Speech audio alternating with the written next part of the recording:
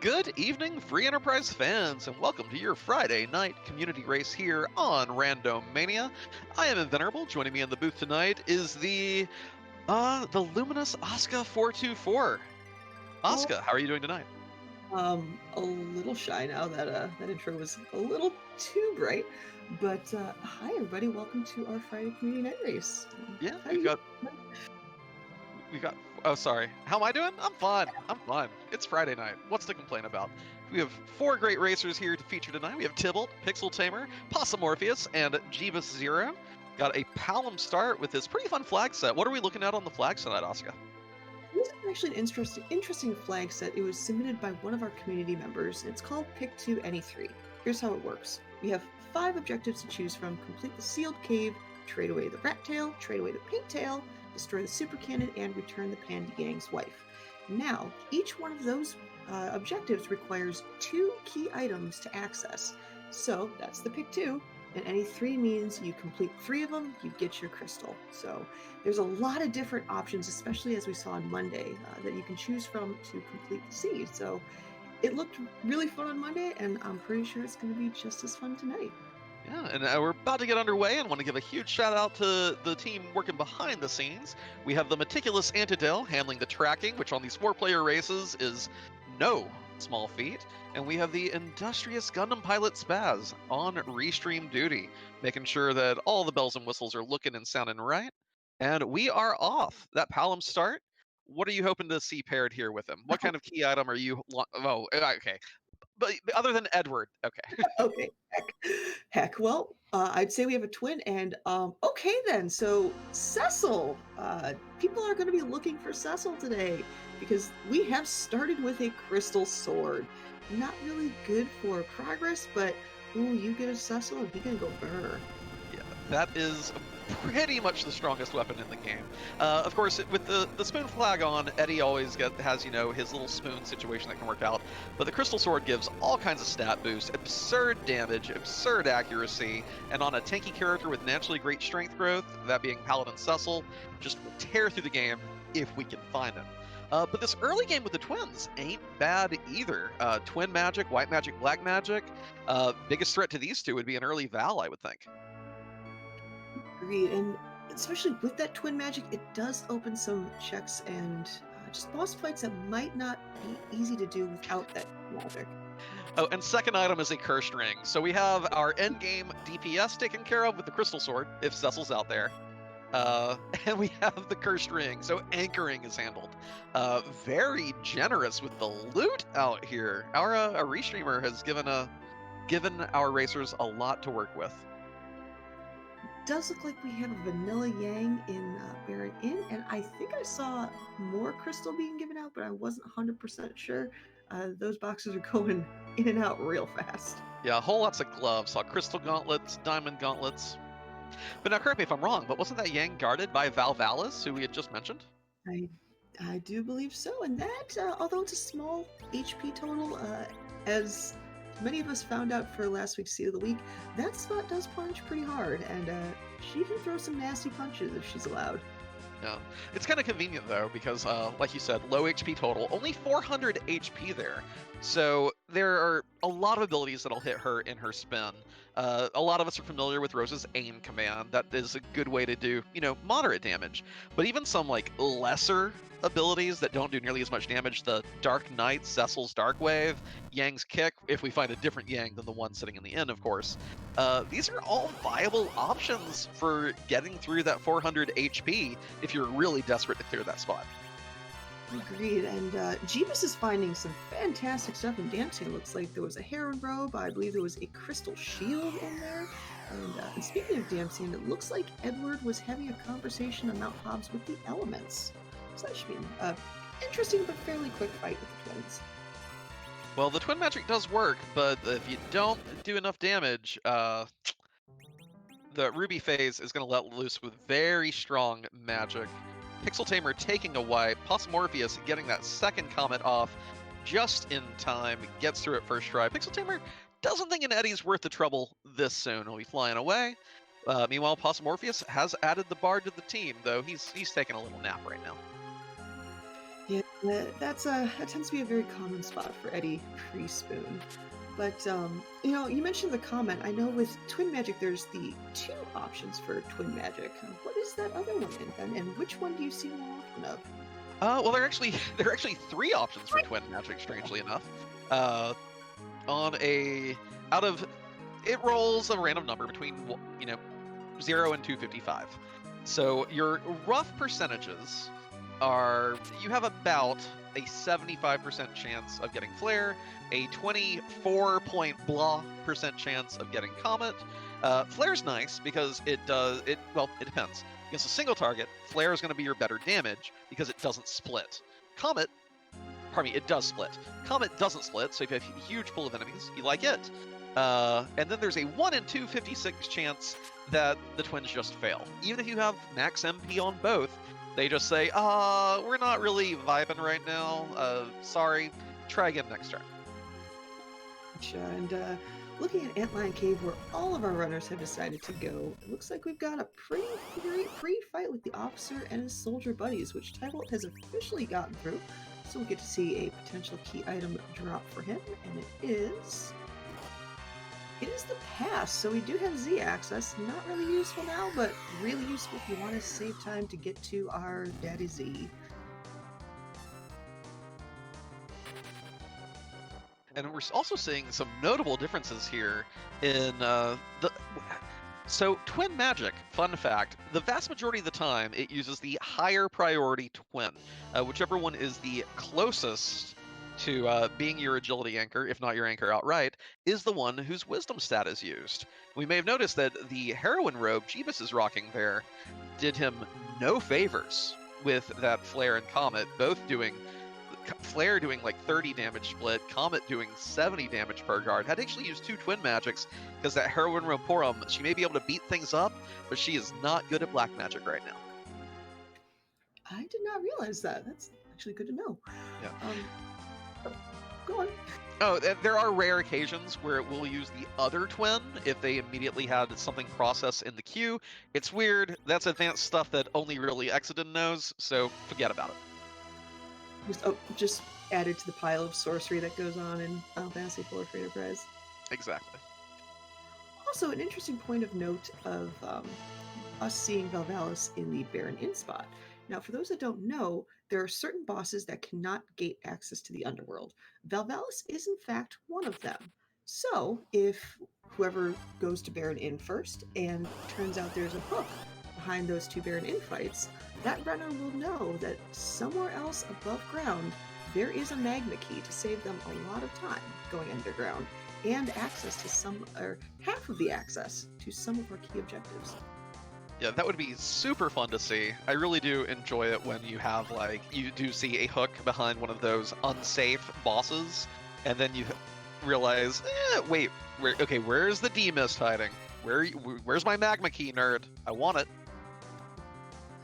Now, quick question. I know we don't have the K unsafe flag on here for this particular flag set, but if the K unsafe flag was on and you saw that hook behind that fight, does that mean that very well still could be the route you have to take? How does that work? Well, it depends. Like, if you find, say, that hook behind one of those unsafe bosses on the blue planet, but you've also found a darkness crystal somewhere, it may behoove you to take that hook route if you don't have really good options for buffing up your team to deal with moon fights.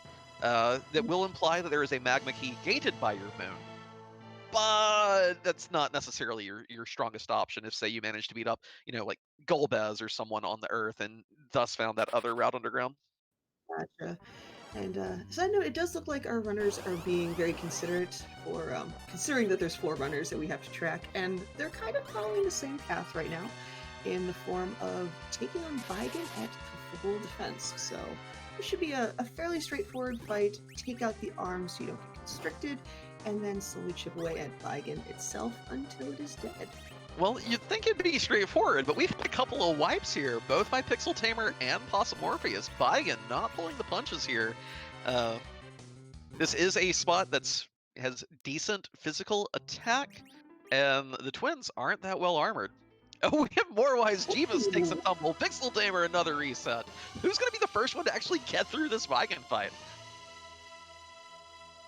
Now, normally this was where you'd see the alt gauntlet, and we just saw Tybalt decide to take another or take away himself. Since this normally would be the Pagan defense, oh boy, the Fabul defense. Does that mean that in this spot the HP totals of what are originally the collection of fights all get pooled into one and are put right in Baigen in his arms, or how does that work? Yeah, it's somewhere between 18 and 1900 total HP. Of course, the arms will have significantly less. But yeah, in the vanilla game, of course, you're not fighting any one monster at this point in that pool, that gauntlet pool, that has anything approaching 1800 HP. But here, shove it all into the boss, and yeah. Oh, Tybalt had to take her. Sorry, I am very much enjoying this. Another reset from Balsamore. What is the score right now? Baigen Um, is up like 20-0. I swear, this is ridiculous. that being said, Jeebus just took out the main body of Baigen, so he'll be our first runner to complete this match and this fight. And I'm hoping it is a junk item because that's the kind of horrible person I am. Well, regardless, you get the satisfaction of getting through. You do get a decent chunk of XP there on your twins, but oh, beautiful, beautiful. You know what? I stand corrected. That is the greatest item that anybody could have gotten. And Jeebus, you know what you got to do now. Though I don't know if they've been to Hobbs yet. Yeah, anyone and everyone who dissed that Edward will very quickly be hightailing it back to Hobbs here. And quick shout out to Postmorpheus for giving Best Boy an interesting name. Possum will be very happy to see that spoon item whenever they defeat Baigen in like 5-6 attempts from now, apparently. It is not being friendly. I've already seen a comment in chat, Dark Spoon with Edge. No! Spoonward! Now, if only we could talk him into wearing that heroine robe so he has some good defense, gets a little extra multipliers. Come on, Eddie. It looks cute. Put like a ribbon in the hair or tiara. It's perfect. And yeah, this early game really, really stymieing so many racers tonight. Impressively rude. I thought the seed was being a little too generous with the twin start and the crystal sword and even the pass. But GPS here, that random seed generation, I know, it's all done by the bot. But you love it. Like, it's still, when you are restreaming, when you do roll a seed, you feel like it's your special little child that you sent out in the world to cause misery. And I don't know, there's some satisfaction to be gained from that, and I hope that our restreamer is savoring it, especially for all the hard work. Shout out to that behind the scenes crew. Agreed. And extra shout out for giving us the Spoony Bard for no reason other than, well, Best Boy. And sure enough, Jeebus is immediately going to Mount Hobbs, grabbing his Edward, and we are going to see a Bard go burr. But first, that 2200 damage from that fire too is nothing to scoff at either. Palom doing good work. I will note that Jeebus made an interesting purchase, picked up 5 vampire items in Fabul, a fairly expensive J item, but has also really high attack power. It has a drain effect for HP restoration. I'm excited to see if those are a major factor in Jeebus zooming through what I assume to be an ordeals check very soon. Now, the vampires being a J item, that's not an AP based item, is it? Or is it how does that determine how much damage it does? I think they have a spell power of 60. I forget the exact numbers on it. But yeah, it's single target. It's comparable to the tier 2 ones, but it is not HP based. It will do its damage no matter what your HP total is. It's just nice that whatever damage you do, you get to absorb as HP after. Just of course, don't throw it at zombies. You'll have a bad time. Fair. And looks like Silvera was definitely a place to go. We had Starveils, we had Elven Bows, so we've got some nice items, and especially with that Heron Robe or Porum, excuse me, she might get a little bit stronger there with that bow.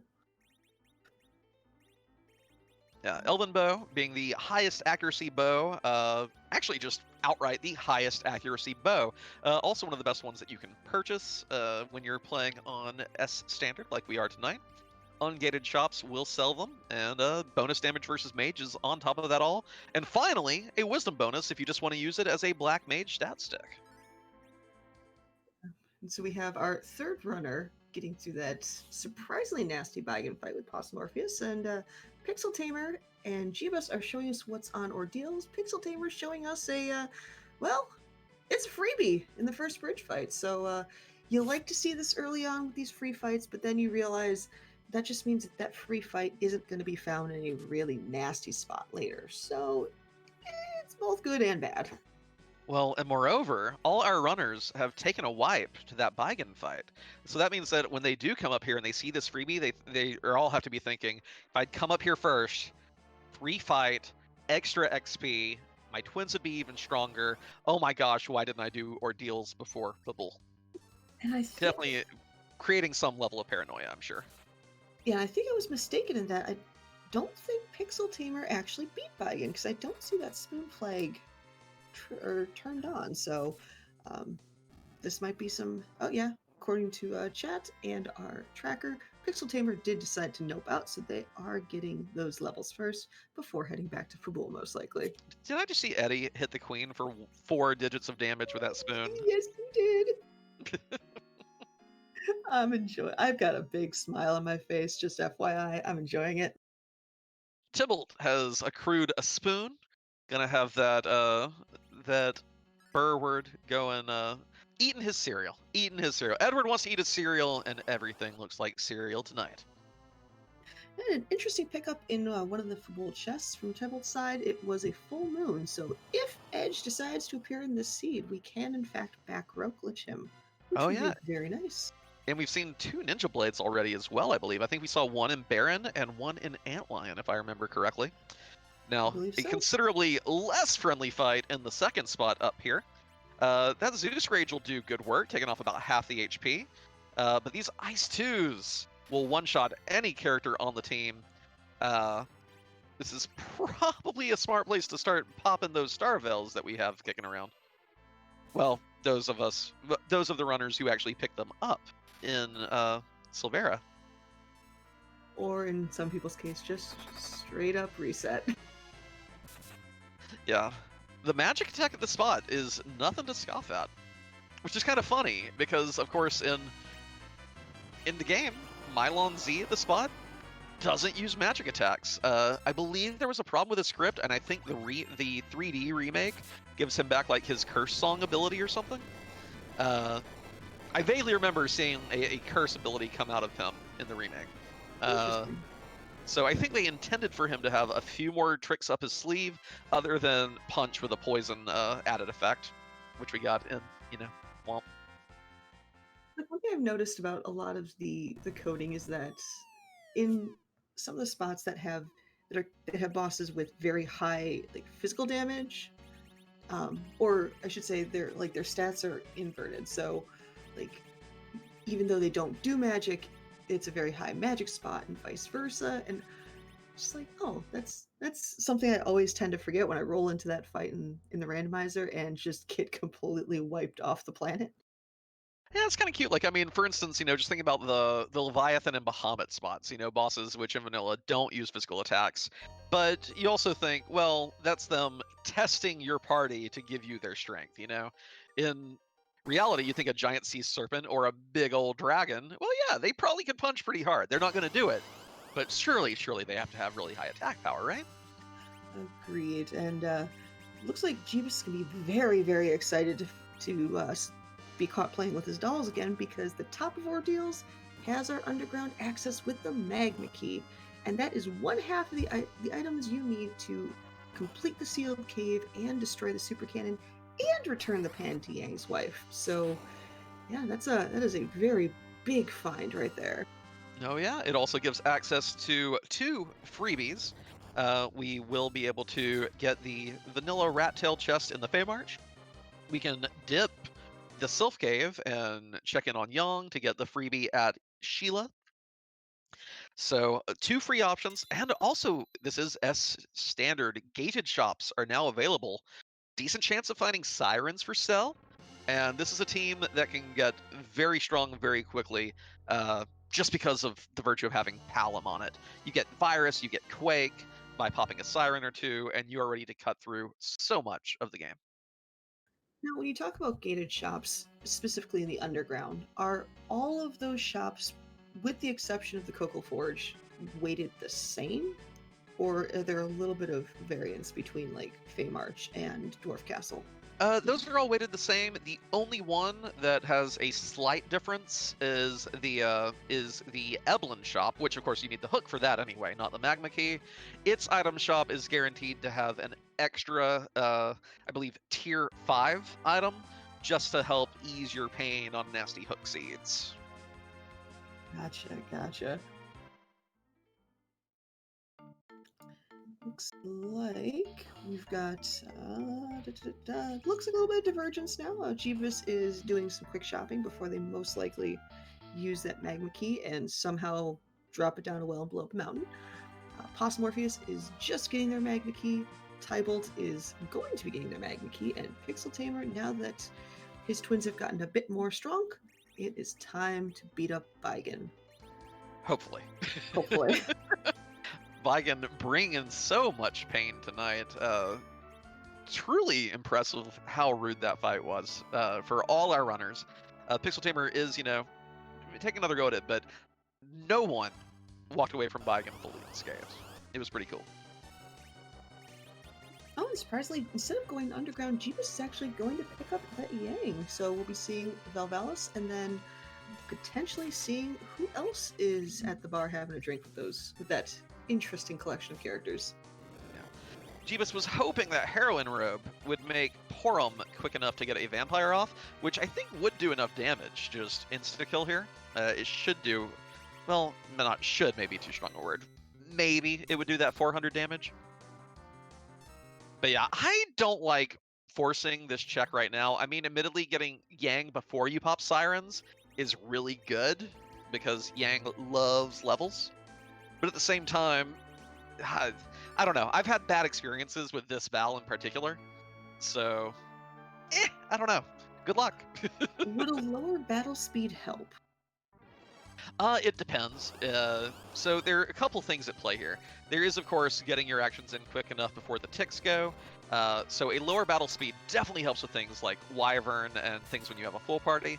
The problem here is it may just be impossible, because Palom is a very slow character. Eddie doesn't quite have all his speed going for him yet that he gets at higher levels. You can just simply be outclassed here to where even battle speed 6 won't get it done. But the other weird thing about this spot is that it is one of the ones with variable agility. So a few more tries, maybe you roll the bottom end of that spectrum. But if you keep high rolling it, that's just going to cause you problems as well.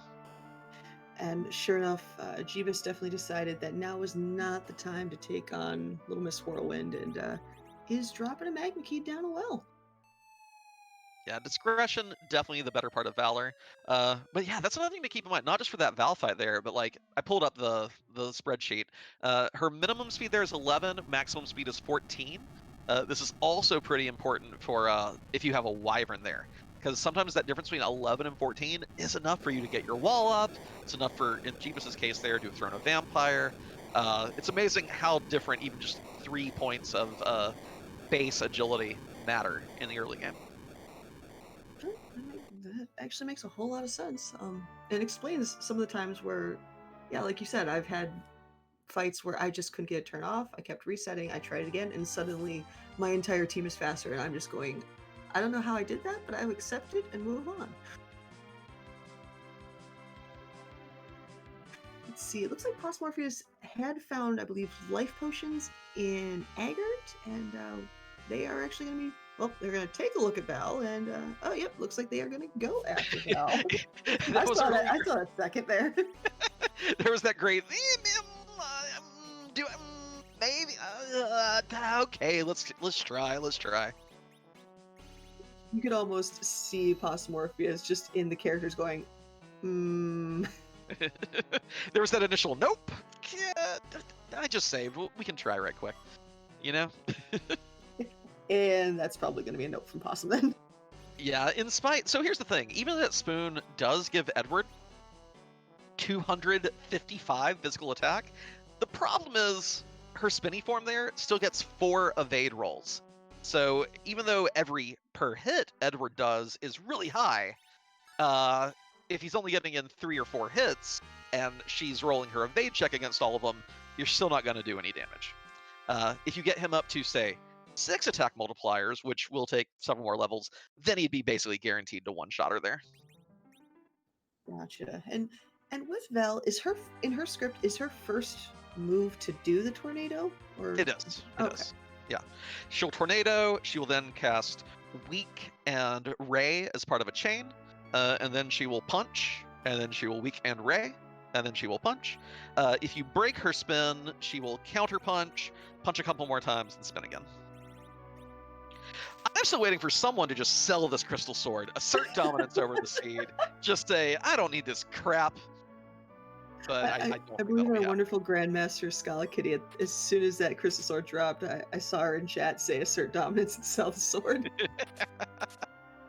Ooh, orthodontic laboratory technician. I think that's what Jeebus found in the being a runner of the people and checking that job, Dwarf. Orthodontic laboratory technician. So somebody that makes braces or fillings? I would guess it's like, yeah, maybe like the orthodontist proper, does measurements and they send them to the lab and the lab like builds them and then, or like the retainers and stuff, and then the orthodontist puts them on. Yeah, that sounds about right. Commander Lena Hart in chat saying the lab tech that assists that person. So Okay, cool. we're getting our teeth fixed today, apparently. I never had braces, but I have braces. My parents loved me, and they had my braces put on a few days before Halloween. We'll just leave it at that. That's pretty funny. I'm sorry. That's right. We just saw the Fey March chest, and it turns out to be a ribbon, so it's not a key item, but that is one heckin' good piece of armor to have. Yeah. The ribbon, it has its pluses and its minuses. Its pluses is really great defense and magic defense, along with tons of status immunities. But unlike some other pieces of headgear, it doesn't give any bonuses to any of your stats.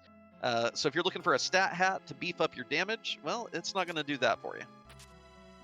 Also, a really nice find in Fey March was the Hourglass 2, so that's going to be good against some potential enemies. And speaking of Fey March, let's find out who our bosses are in here. That's a Fey March. Evil Wall is a filthy cheater, and shout out to Groundflyer if they're in chat right now. We found your wall. oh, and it's the no probe at the other spot. I love it. That is an absolutely brutal Fey March. You love to see it. Fun fact, though. Oh, actually, fun fact. We have Edward, and we have a ribbon. Oh, The Evil Wall fight. You're going with this. The Evil Wall fight's actually free. Any one of our runners who is willing to take the time can win that fight right now. Okay, they can't win the Ogopogo fight. Calm down. But Evil Wall, Edward, we have a curse ring. Edward can hide before the wall starts punching, if you're lucky. Wall cheats. Cheating wall. And then the wall will kill the kids very quickly, and then just beat on itself for a bit.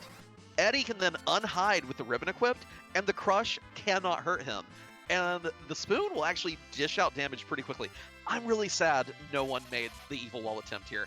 I think that would be the Galaxy Brain play of the seed. I really hope someone offline does it and just smokes all our featured racers. Bring the full power of Edward to bear. I'm always fine to see that. Though I could totally see, at least speaking for me, I would see that wall and just go and like I had my reactions like, that's a wall. Bye. Yeah, but that ribbon again, given it the ribbon, the Edward. Anytime I have an Edward on my team, spoon or no, I'm always looking for cheeky options to abuse his hide command. and Evil Wall and Odin are the Evil Wall, Odin, and Dark Knight's Tesla are the three big ones, excluding Zeromus, obviously. So I'm a little sad we didn't get to see it, but I guess there's something to be said for speed over cheekiness tonight. I'm talking to someone that loves trying to pull off the Thunderstruck Odin, and Sheila 1 has been checked, and Sheila 1 has a pan. Is this even randomized? I don't think so. So Well, yeah, that is objective number 5 on the table for title. Yeah, it just has to hoof it back down to Sylph Cave and back one more time. Gonna get key item checks as well in the form of the Sylph item and the Sheila 2 item. Oh yeah, that's right. For some reason, I always forget the Sylph item, because that is a K summon check, if I'm correct. Correct.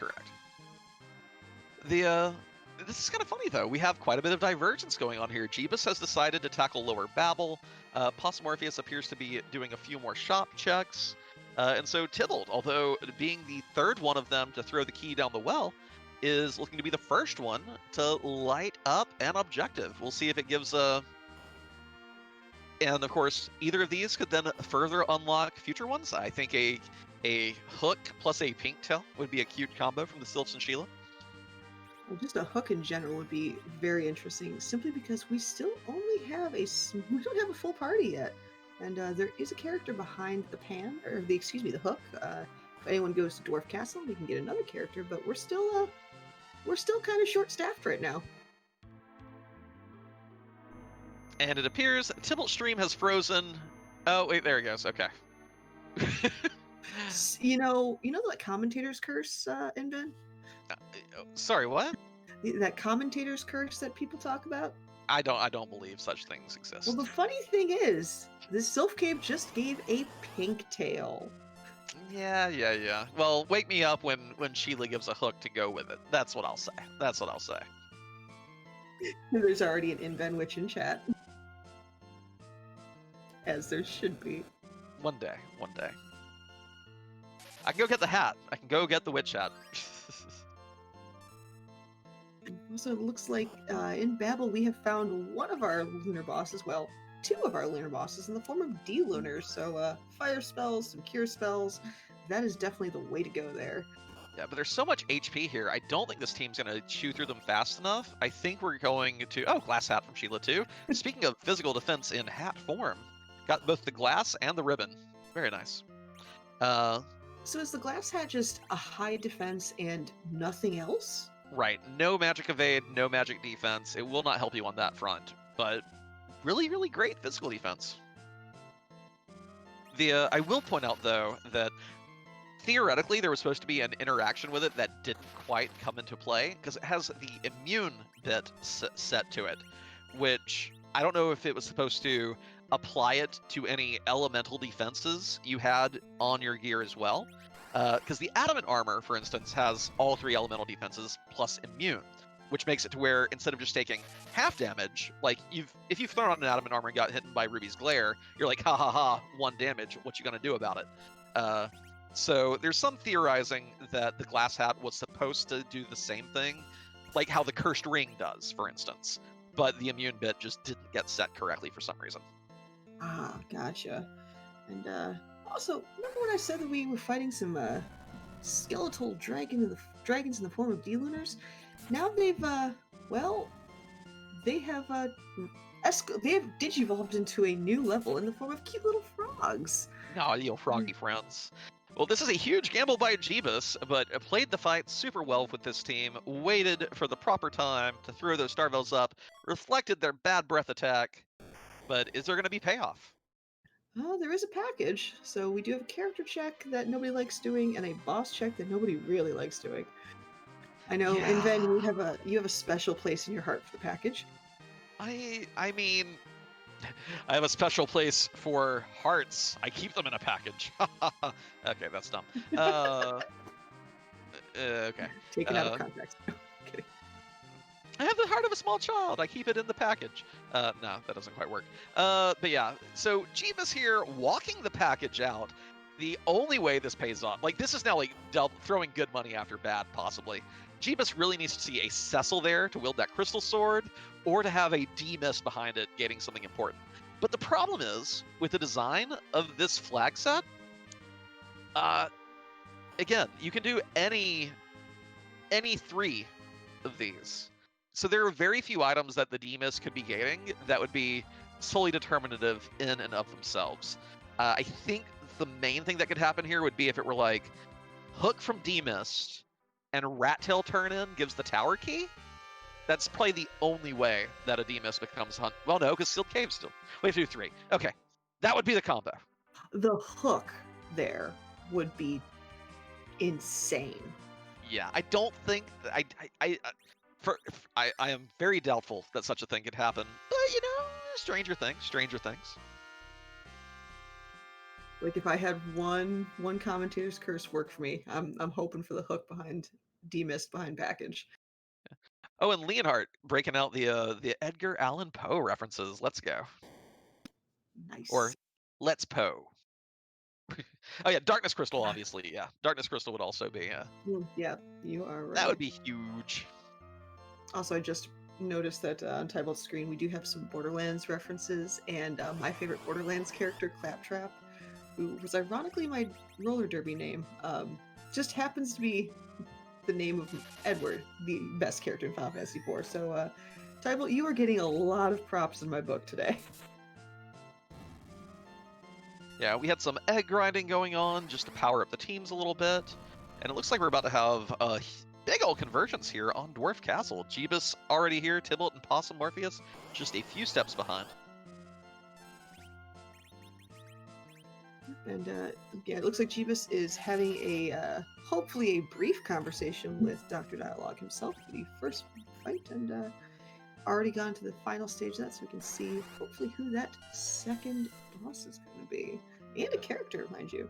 Oh yeah, very nice thing here also being able to get the Berserk off before the poison comes out, because poison will not let you activate Berserk, and not just that, but the virus plus the swing, you doing all the damage before getting poisoned. Very handy, very well timed. I did not know that about poison. So it's in the hierarchy of status effects, poison is above Berserk? There was a conversation about that on the Free Enterprise Workshop the other day that kind of said that that is not a fully accurate description, but I'm going to say yes anyway. Fair enough. You are much more knowledgeable about this game, and using words correctly with their proper syllables than I am. So yeah, I'm going to defer to you on this one. But what are your thoughts on a Wonder Woman Rosa in exchange for turtle soup in the Golbez spot? It's always nice to have a second white mage, but notably, we do have that heroine robe. So we could actually, put Rosa with that Elven Bow on pure archery duty. Elven Bow plus heroine robe would be great, and let Porum just go full white mage. Not the worst situation to find yourself in. So yes, since we do have effectively our second white mage on the team, which one would you prefer to be a white mage? Would you rather have Rosa dishing out the spells, or Porum? It's actually a tricky decision to make, because, well, okay. So Rosa, because of the aim command, will make her better at archery than Porum if you're putting her in any spot other than the middle. The middle slot overflows the aim accuracy and brings it back down to like 63%, but everywhere else you can aim, you get 255 accuracy. Rosa with a heroine bow and a good bow and arrow will be dishing out some good pain. But towards the end of the game, hey, tower key, that's required. That was a warp glitch tower key. Ooh, even better. So the sealed cave was logically gating. Ooh, fancy. Okay. Where was I? Darkness Crystal. So, about Dwarf Castle. Yeah, no kidding. Dwarf Castle, super valuable. You're talking about the aim command with Rosa. Oh, well, yeah. But the other side effect of that is if you're choosing one to do, physical DPS and one to white mage, say you're at end-game fights, well, Rosa is typically going to have more HP, a higher chance of surviving, especially if you're going into the Zromas fight with big bangs coming out. So at that point, you may say, I need to let Porum take care of the weaker DPS situation because I need Rosa to be my healer. I trust her to survive, and nothing worse than when one white mage, your healing white mage drops, and then your other one's like, sorry, I can't cast Cure 4. I only know how to shoot thingies. Fair enough, fair enough.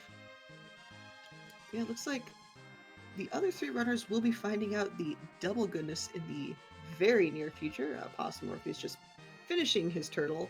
Tybolt's about ready to have some turtle soup, and Pixel Tamer still having a very deep discussion with Dr. Dialogue.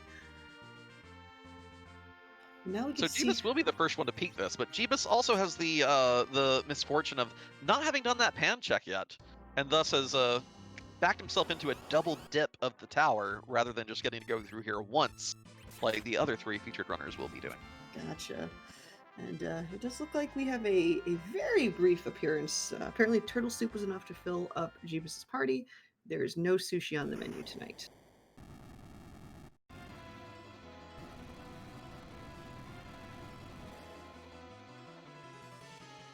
Well, while we are waiting on Jeebus... Oh? Possum does not have warp. Oh, didn't get enough. No! That's so unfortunate. Oh, that is devastating. Especially knowing what's back there. Yeah, I mean, we're of course here with the 1,000-foot view. Did Tybalt grind to level 29 to get warp on Palom? How many eggs did Tybalt eat? I don't know. We are about to find.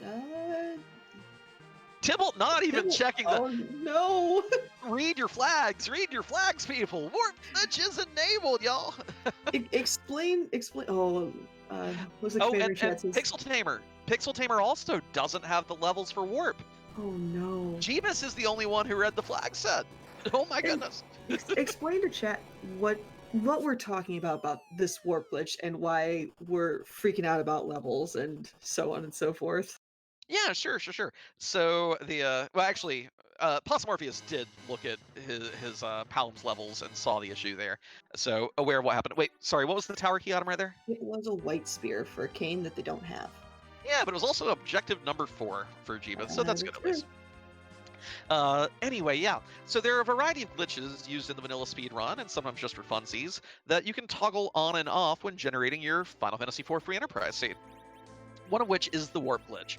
This allows you to warp after you've cleared the Dwarf Castle throne room. You can cast warp, go right back into it, and you can yoink the item that is typically at the sealed cave.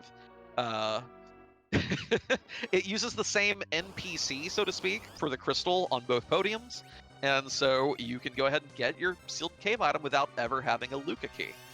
Using the vanilla speed runs to grab your darkness crystal early, and when you have the G warp flag on, you can do things like what Jeebus did. Get that tower key and get that objective complete. Any one of the other featured runners who wants that is going to have to find the Luca key and hoof it the old-fashioned way. And what's so interesting is that does mean that Luca key effectively gates a second objective, which, I mean, if that's right, you're taking it, that's fantastic. But for Jeebus's case, as long as they get that pan check eventually, they don't really, and they have to get a tail too. They don't have the pigtail yet. So yeah, there is some potential for some vastly different pathing. And speaking of vastly different, looks like we have our first lunar check in the form of Tybalt heading up to the moon, checking out the Naming Way shop, getting some, looks like Tense and Ether 2s, and we might be getting a lunar dice check in the near future. And, I was looking at that shopping check. Chat, tracker, Anadel, save us. Leviathan summon for the Baron Inn. Beautiful, thank you. I did look at that, and then just completely blanked afterwards, because Leviathan summon orb, of course, useless without Iridia, and even at this point, probably not the greatest find. Jeebus here. Iridia on the moon. Are we making a package check? We are. Before we make a Sheila check? It is a Tella. And a Foo is on the moon. Is this randomized? Well, of course, that Tella, sometimes you'd think, well, that could be my D-Money grind. Well, you don't need to do a big fancy grind when you have the Sirens and the Hourglasses. And of course, with Foo in play now, and having Nuke at 1300 HP, very early nuke. Fu is online in a strong way. So, we were talking about that warp glitch. The funny thing is that it will not actually punish our runners as badly as you may think tonight. Because here's the thing, if you find the Luca key, you have to go through and fight the boss for the complete the sealed cave objective anyway. The main way this bites Tybalt, Pixel Tamer, and Possum Morpheus is if Jeebus does find the hook before any of those three find a Luca key. If they all find the Luca key at the same time, it's bad for Jeebus. He double dip lower Babel and didn't get too much from it. But if Jeebus finds the hook before everyone else finds the Luca key, massive payoff for Jeebus. I will say really quickly, this could either be hilarious or very disappointing for Tybalt. It is very hilarious. We have found our alt gauntlet shaft, and it is in cave value. For what it's worth, I think this could have also been hilarious if it were Water Hag, because I think Water Hag here can one-punch anyone on this team. Good point. Which punch harder, Water Hag or Dark Knight Cecil? The Dark Knight Cecil's worse just because it full targets everyone and is unblockable. Gotcha. Like, I believe the Water Hag, I'd have to pull up the damage values, but yeah. Dark Knight Cecil, definitely worse there. But of course, we have Edward. You can just hide and win the fight instantly that way. Fair. And looks like Jeebus has just gotten their pan, so once that whole process is done, they will be one objective away from being in go mode. I really hope something's at that evil wall, just because, again, any one of these runners could have taken it out with that Eddie plus that ribbon. First time in Fey March. So that's what I'm rooting for this seed. I want that evil wall to have had the goods all along. That would be fantastic. And I now want that evil wall to have the Luca key. Either that or the hook. Because again, I'm a nice person. Yeah, both those would be very nice. But hear me out. What if it is the hook and the rat tail turn in gives the Luca key? How about that? I'm 100% down. It okay, cool. Be a very annoyingly linear one, but I'm okay with very annoying linear one. Yeah, those that have played any of the seeds I've rolled know that I'm a very nice, generous person.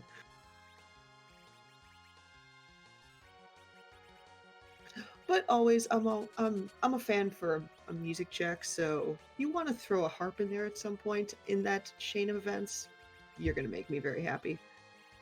Side note, when I saw Tybalt buy 7 Hourglass 2s, I thought, Tybalt, isn't that a little excessive? And then Tybalt's like, well, what up, alt gauntlet? And I stand very corrected. I thought that was too much time, but you're just going to have to listen to me one.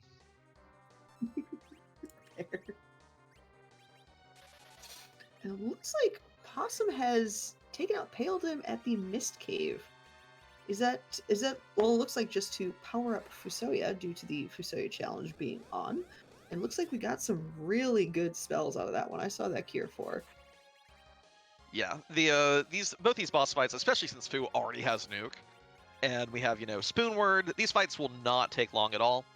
So carving them up in a hurry just to get a few extra spells, not a bad decision, not at all. It looks like we've gone from Pale Dim and a Pale Mist Cave to it looks like a pool party in Waterfall with the Magus Sisters. They're having a spa day, right? There it is. Yeah. End of 2020, they need a break. So let them have a nice relaxing time in the spa. Ooh, it seems as though that, Pixel Tamer is going to start potentially grinding. They have summoned the giant. Huh. A little surprised at this. Again, we do have sirens available, I think, right? Or the sirens that Tybalt and Possum Morpheus use, were those purchased or found? That I don't know. It looks like Antidale in the chat has... Oh, gotcha. Okay. Then never mind. Makes a lot of sense if you want to get a whole bunch of levels. But here's my other question. Does Pixel Tamer... Oh. I think Pixel Tamer may have realized that Fu does not yet know weak. I'm pretty sure I didn't see that on the spell list. Wait, does Pixel have Fu? Because the Darkness Crystal doesn't look like they're in or is in Pixel Tamer's possession. He's in the whale, so he has the Okay. Darkness Crystal. Oh, It's yeah, just yeah, not yeah. lit up. Gotcha. I was about to say. Hey, Nobody saw look, anything. I Hey, don't understand. I can't track for me, let alone for 2 other people, let alone for 4 other people. So, I can't even count to 4, so we're good. did you know? Oh, okay. I, 5 is right out. So while we're waiting on some Possumorpheus heading up to do the other lower Babel check, thus kind of backing into a double dip corner as well. Pixel Tamer gonna take down a few more bosses for this foo's sake. Jeebus about to get the good news of the mop. Yeah, Annadelle beat me to it. I was gonna be like, so like tons of the free enterprise community are also kind of into Hades, and I'm like, did y'all know that Hypnos can't count past 500? Annadelle beat us to it though. Good reference. Low-key Hypnos quickly becoming my favorite character in that game. I love Hypnos. Anyway.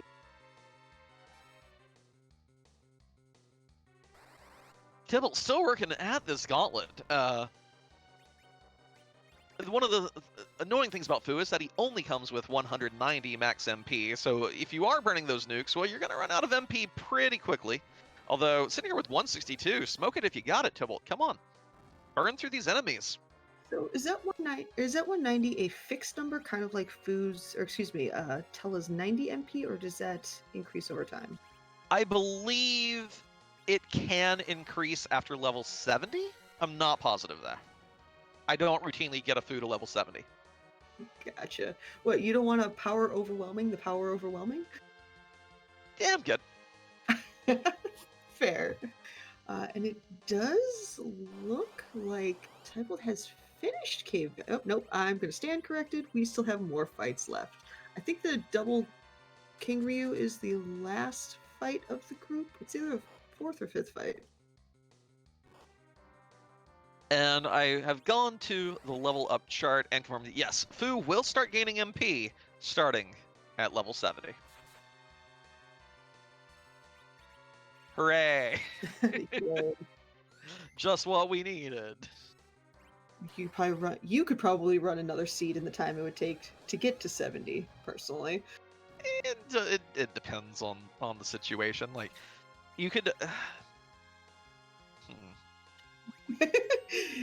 This is a sign of Inven not wanting to admit that I am right. No. I'm just contemplating the situations where you can get through that many levels in a reasonable amount of time. Oh, yeah, that's true. There are 5-minute seeds. You know, there is unlock the pass door, push B to jump, P chest is a really fun 5-minute rush it seed. No, Fine Water Hag with Edward only is pretty cool. And cave value, it had good arrows, yay. Artemis arrows are fantastic, but the real value here is that was basically Tybalt's grind. Like, we're already at the low 40s, and if Tybalt intends to clear the rest of the moon, this is going to get him the rest of his levels to get Zeromus ready. That is a very good point. Like, you're not going to see a reset out of that, given that, you know, we just got Cure 4 on Rosa, for instance, so... Yeah, that Rosa's pretty good. Probably good to go. For a bit, at least. That makes sense. I'm still so sad that no one's taking Eddie to the wall. And Man's about ready to boot up this seed and take his own Eddie to the wall. I just want to see what it has! I'm really curious. Don't worry, Enven. We'll see it eventually, hopefully.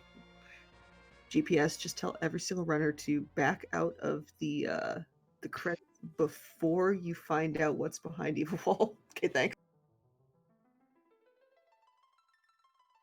Again, being a nice person.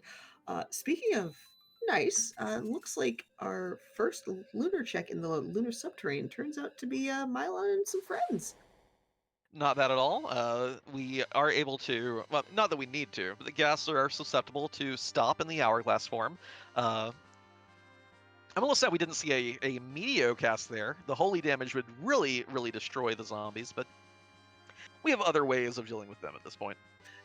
I actually did learn yesterday or the day before that media was in fact holy, and I think it was Antidale that was the person that told me. So shout out to Antidale. Actually, you know what? Quick shout out to the behind the scenes team. Inva and I just get to talk and have a good time, and the people behind the scenes are really busting their butts to put on a great show. So shout out to our tracker Antidale, who is doing a fantastic job with the Forerunners and keeping track of everybody, and Gundam Pilot Spaz for making Invent desperately want to see someone bring Eddie Stretch to that evil wall. Pixel Tamer, where are you going, buddy? Where are you going, Pixel Tamer? Come on, come on. And Antidale in chat, being a pillow for a beloved pet is both a real hard job and one of the best jobs you can have. I can totally vouch for that. I see Pixel Tamer reducing the health of his entire team. Now, I hope he realizes the ribbon side of things here. You can tell that he's gearing up to deal with this fight, but the big thing, I'm uncertain if the ribbon is on Edward, because it doesn't look like Edward's in position to hide in a hurry either. I'm gonna But laugh. you know, Pixel Tamer does want to do Eddie Strats here. That is what's happening, so. So it looks like Pixel Tamer will be the runner of the invent. Well, but Eddie's in slot 5. You're not going to get a turn in time. He's just going to die. Oh, yep. Case in point. Yeah. Need to adjust that party order ever so slightly. That ain't quite it. At the top, Pixel Tamer. Slot 2. Oh well. And just to confirm, you don't want to put Eddie in slot 1 because that would be the agility anchor, correct? Yeah, you want to curse whoever's in your middle spot and put Eddie up top, and that should let him get first turn right after the wall cheats, of course, with its started chain shenanigans. But I'm not sure Pixel Tamer even has that curse string now that I think about it. He might not have picked it up. And quick shoutouts to Jeebus, who's defeated Mylon and friends, and it looks like the Murasame and the Baron Key are the prizes from the D-Lunar check. Ooh, Baron Key unlocks another 2 checks. And Pixel Tamer resets, again, just did not quite have the setup there to get Eddie hidden fast enough. Possibly could have gotten it if you turned the battle speed down a bit, but with Eddie in slot 4 or 5, that wall just gets too many turns before you can get that hide command off. And unfortunately, they have decided to nope out of that, and they see their food and they say, you know, you can have fun burning the village without me. We are getting a plague spot check from Jeebus' side, and it looks like they will be fighting. Oh, there you go. This is normally considered a very free-ish fight. It is a scripted fight where you just have to, in this flag set, you have to bonk Water Hag 3 times from any character, from anything whatsoever, and Water Hag's dead. Being said, Water Hag has taken down its primary target. Justice is not there. Bar justice is not the only right in this world, apparently. Yeah, where it's like, you 4 are cool. Go on about your business. I got what I came here for. Arg actually means see you later in Water Hag speech, in case you didn't know that. It's not Water dead, Hag... it's just like, peace, nerds, I'm out.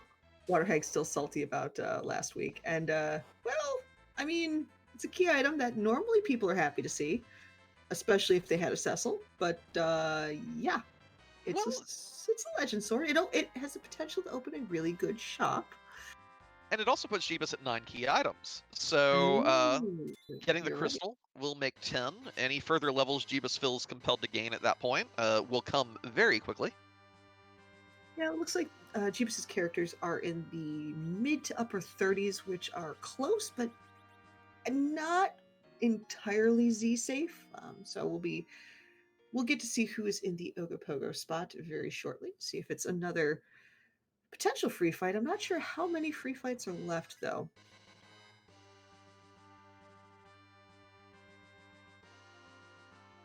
Let's see, with our hourglasses... Oh! Hey, bonus round. bonus round, and you know how we've been getting all of that edge gear in Ben? Yeah. Well, if somebody happens to find a sand ruby and turn it in, they will in fact have an edge. Ooh. Because there is an edge dealing with the illness right now.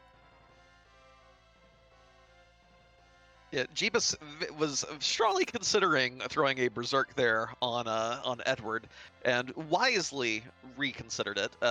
This spot has too much HP, too much being the technical term. To be Fair. precise, it's actually 37,000. So even that spoon word, even with the nukes from Fu, you would not be carving this up before it turns into mist. So wisely opts to take the fight a little more patient. And Patiently. because a game with 4 in the title loves naturally the number 3, the way Demist works, for those that don't know, is Demist will attack thrice and then turn to mist, at which point you can't touch Demist.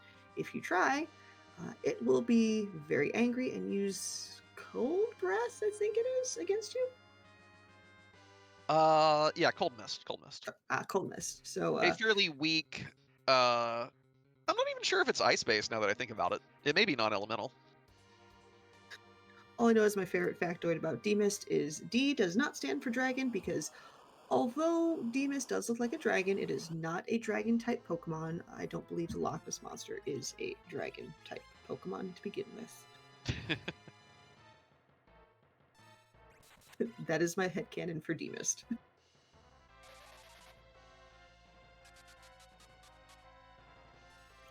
But yeah, now the question is once our runners have defeated Demist, you know you have that freebie check in um, the Mist Village. Do you continue to clear the moon? There aren't too many checks left. I believe there's 2 for Jeebus, or 3 for Jeebus, including Cave Value, and 2 for Tybalt. Or do you just nope out of the moon and check that freebie right away? I think Jeebus may make a save and then nope out, because, of course, Jeebus only needs a hook for go mode. We'll get to turn in that pink tail. That will be the 3rd objective complete for him. Our other racers, though, they have a little more legwork to do to be able to complete things, and the pink tail will not give another key item. So you can't go to it thinking, like, if you have the rat tail, you could take it and think, well, if my rat tail gives me my pink tail, I'm good to go. Not an option. So Jeebus is a little more incentivized to take that quick peek and then come back to the moon if it's Bupkis. Gotcha.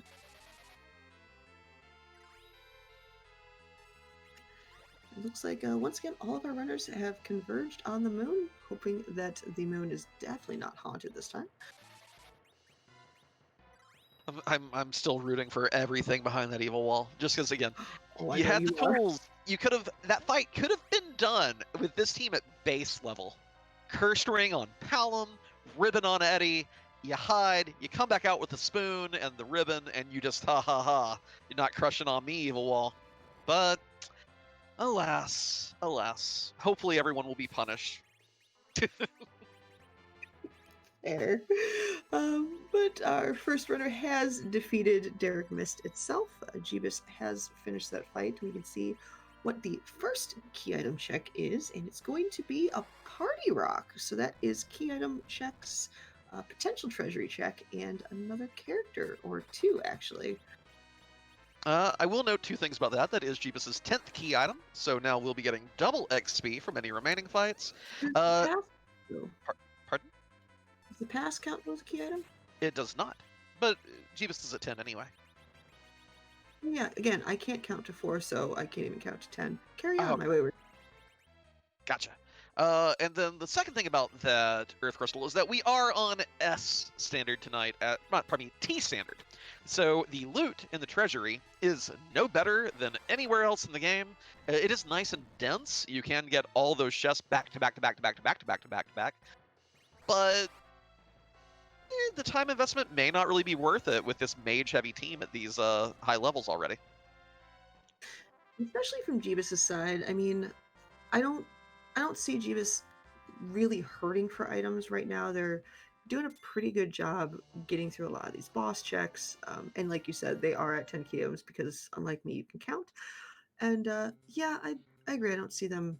They might check Zot, but it really depends on what the the demist had for us. So we're going to find that out shortly. Yeah, I expect to see a very quick reset if this is merely gear.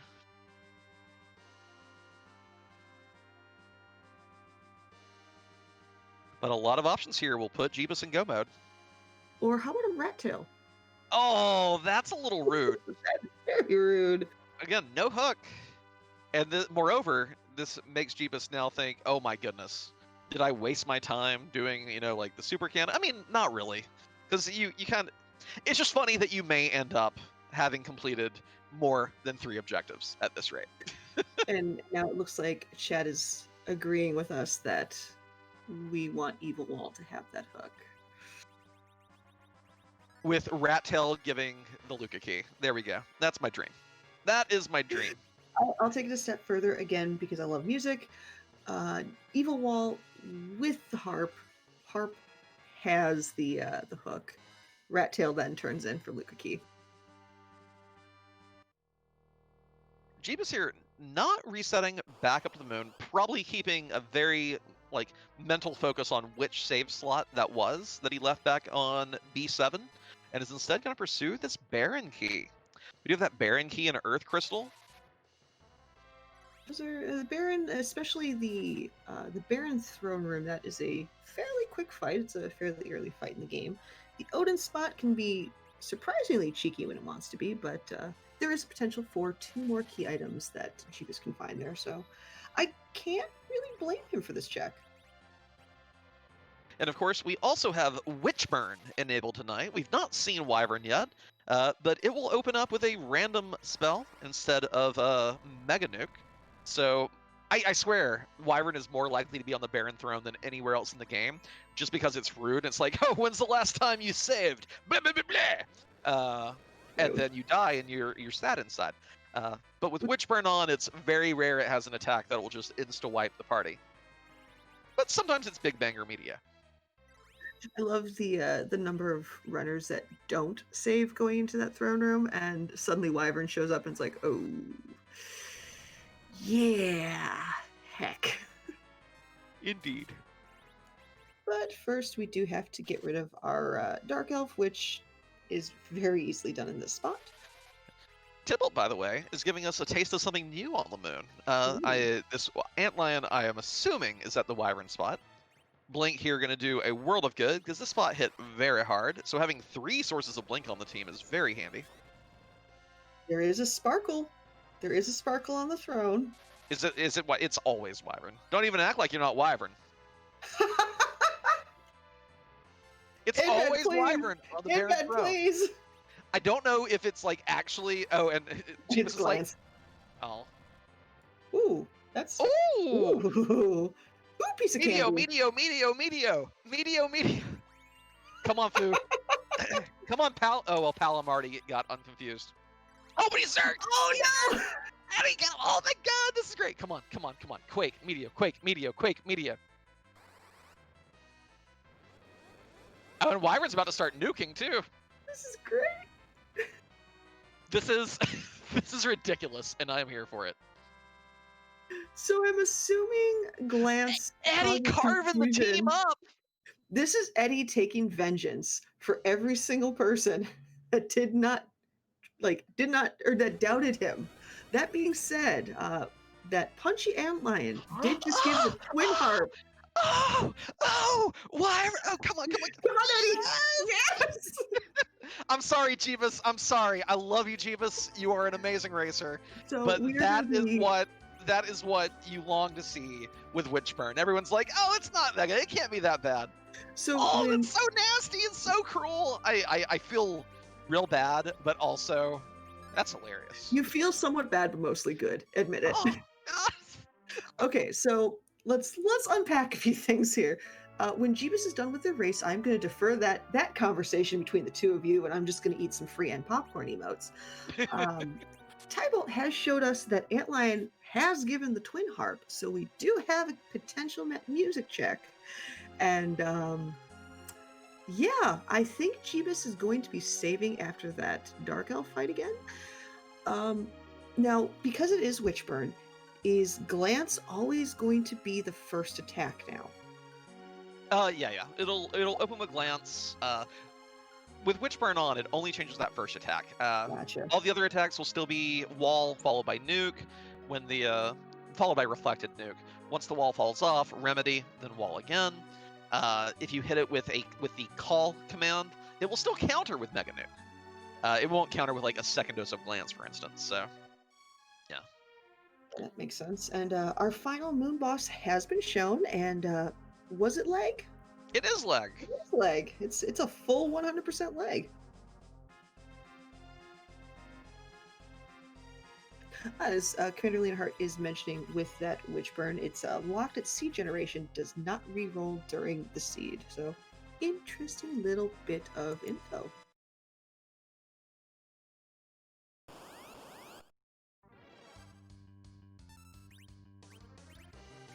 Tibble, you're kind of courageous to zerk up Edward here. Every time you do a normal melee attack, even a lovely 2600 damage one, Ruby counters with a full team fire 2. Which at this spot, okay, it's only doing about 100 per character, but, well, okay, well.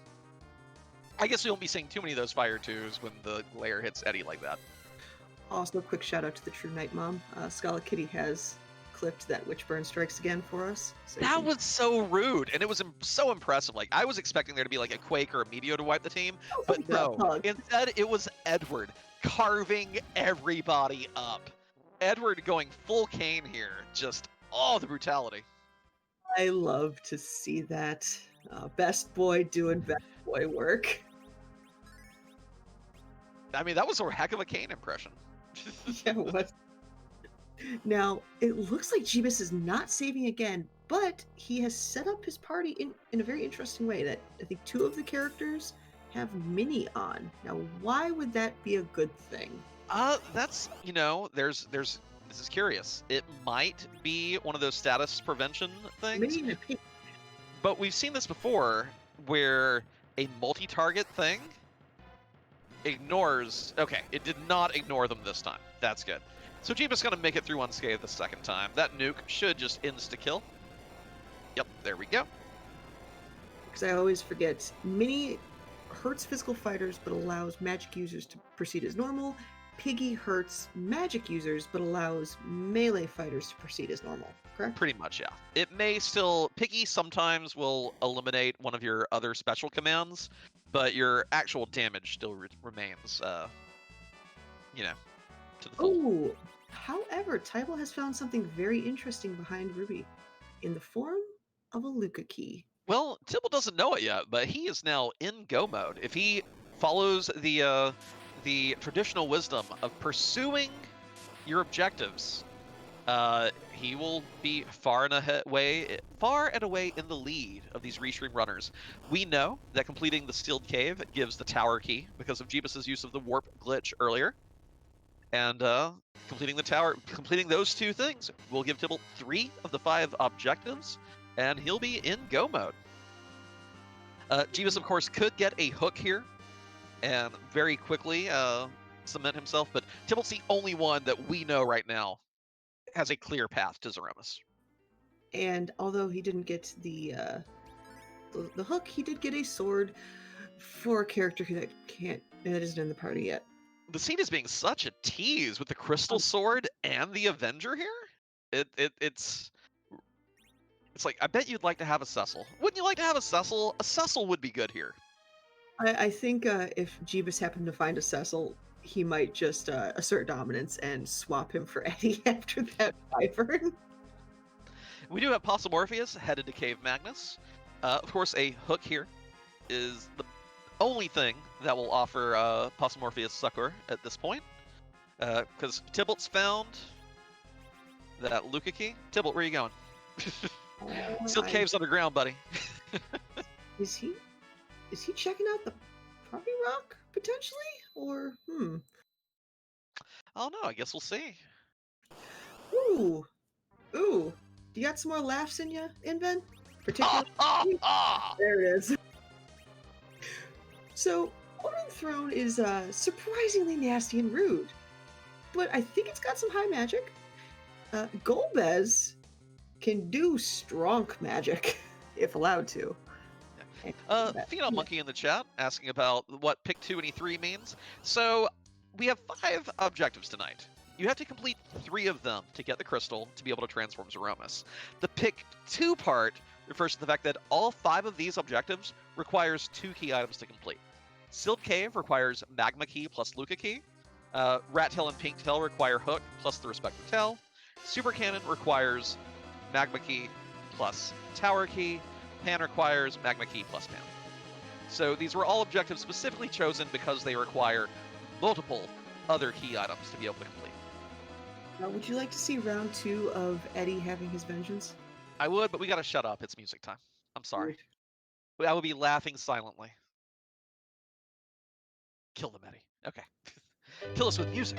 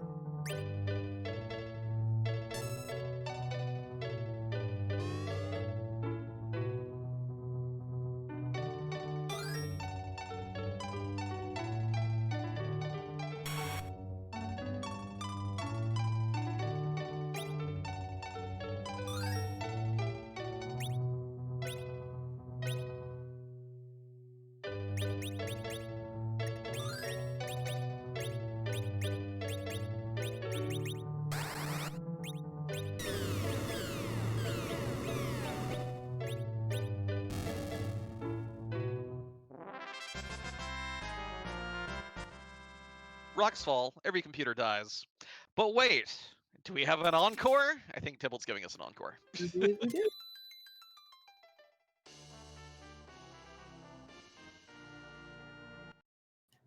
Get one orb for another with the Bahamut summon.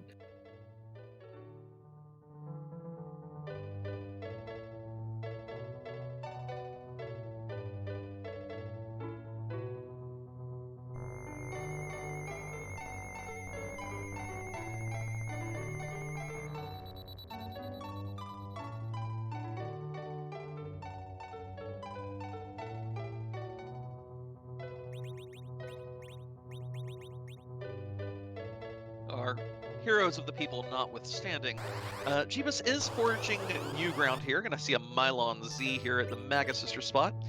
If Tower of Zot has the hook, it will bail Jeebus out in a big way. Tybalt over here avoiding the path that we know would lead him to the finish line. But Jeebus here forging new ground, still hoping that the hook is behind that evil wall. Agreed. And just for the record, Golbez had some Hanzo steel with the Masamune, so that was a zonk right there.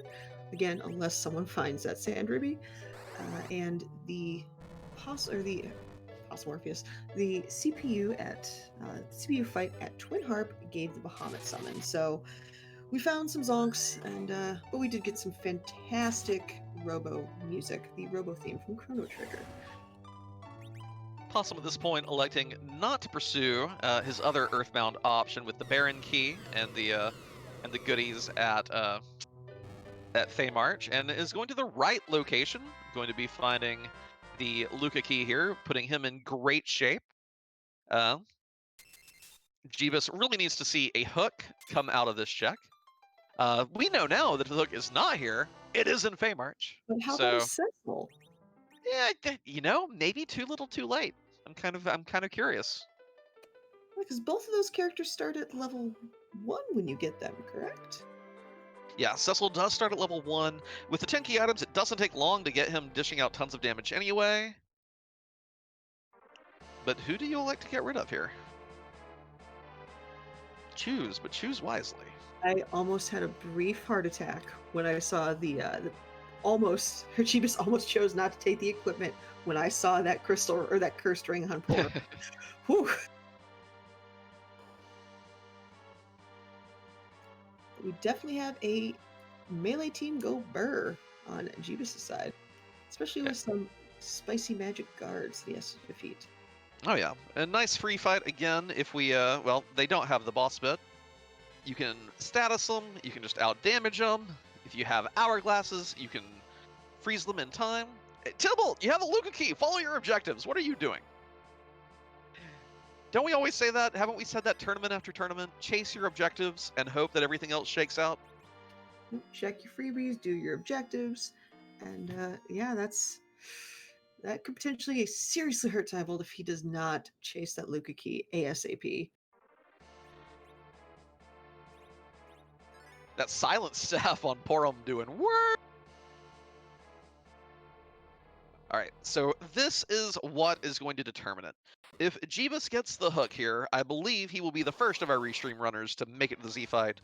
If he does not, Possum Morpheus will be in the driver's seat as soon as he gets this Luca key, as long as he follows the philosophy of chasing your objectives. Zot yields A staff, a Stardust Rod, a good staff, however. So, I know you wanted that hook behind a certain character, a certain boss check. It is behind Evil Wall or Ogopogo. 100% confirmed. At this point, does it matter which one it's behind? I mean, the characters are fairly decently leveled. Which one would be the easier fight right now? Evil Wall, although it cheats, does not do nearly as much physical damage per punch.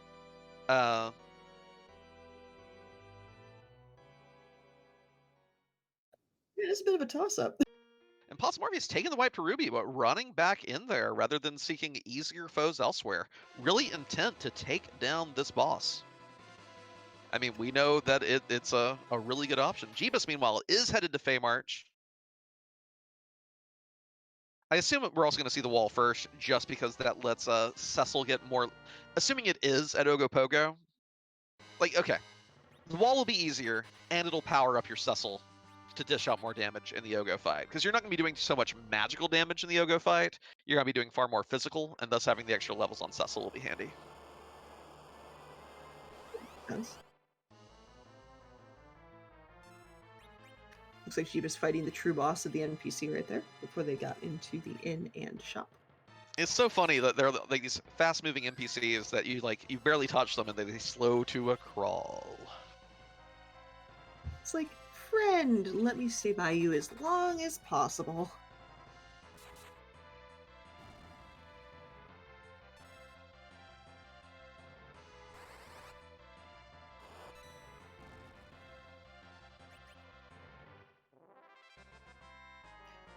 Now, Tybalt, you finished the fight.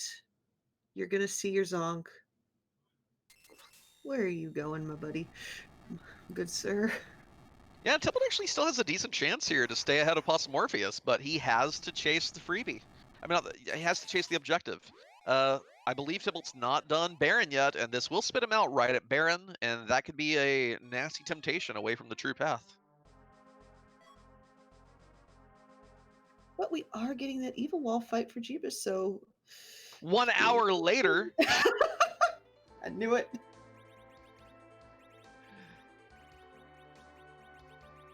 Tune in tomorrow as Inven runs this seed just to fight Evil Wall. I just want to fight Evil Wall. I just want to fight Evil Wall, and by that I mean let Evil Wall fight itself, basically. I'll admit the first time I had Evil Wall punch itself to death with Edward Strats made me so happy. It's a jerk. So fun. It's a really rude boss.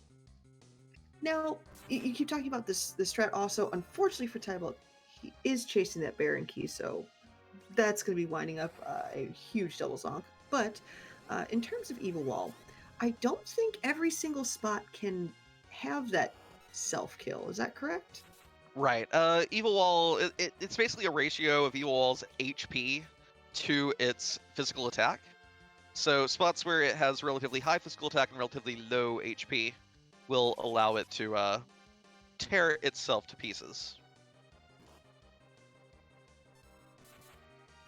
Also, incidentally, although we have, our 4 featured runners tonight, the race itself has a good, Let's see. Looks like, Oh, we don't have that many racers tonight. I believe we have 8 racers tonight, but no one is done yet. yeah, so I'm willing to bet nobody took that evil wall like you wanted it to. Tisk, tisk, tisk.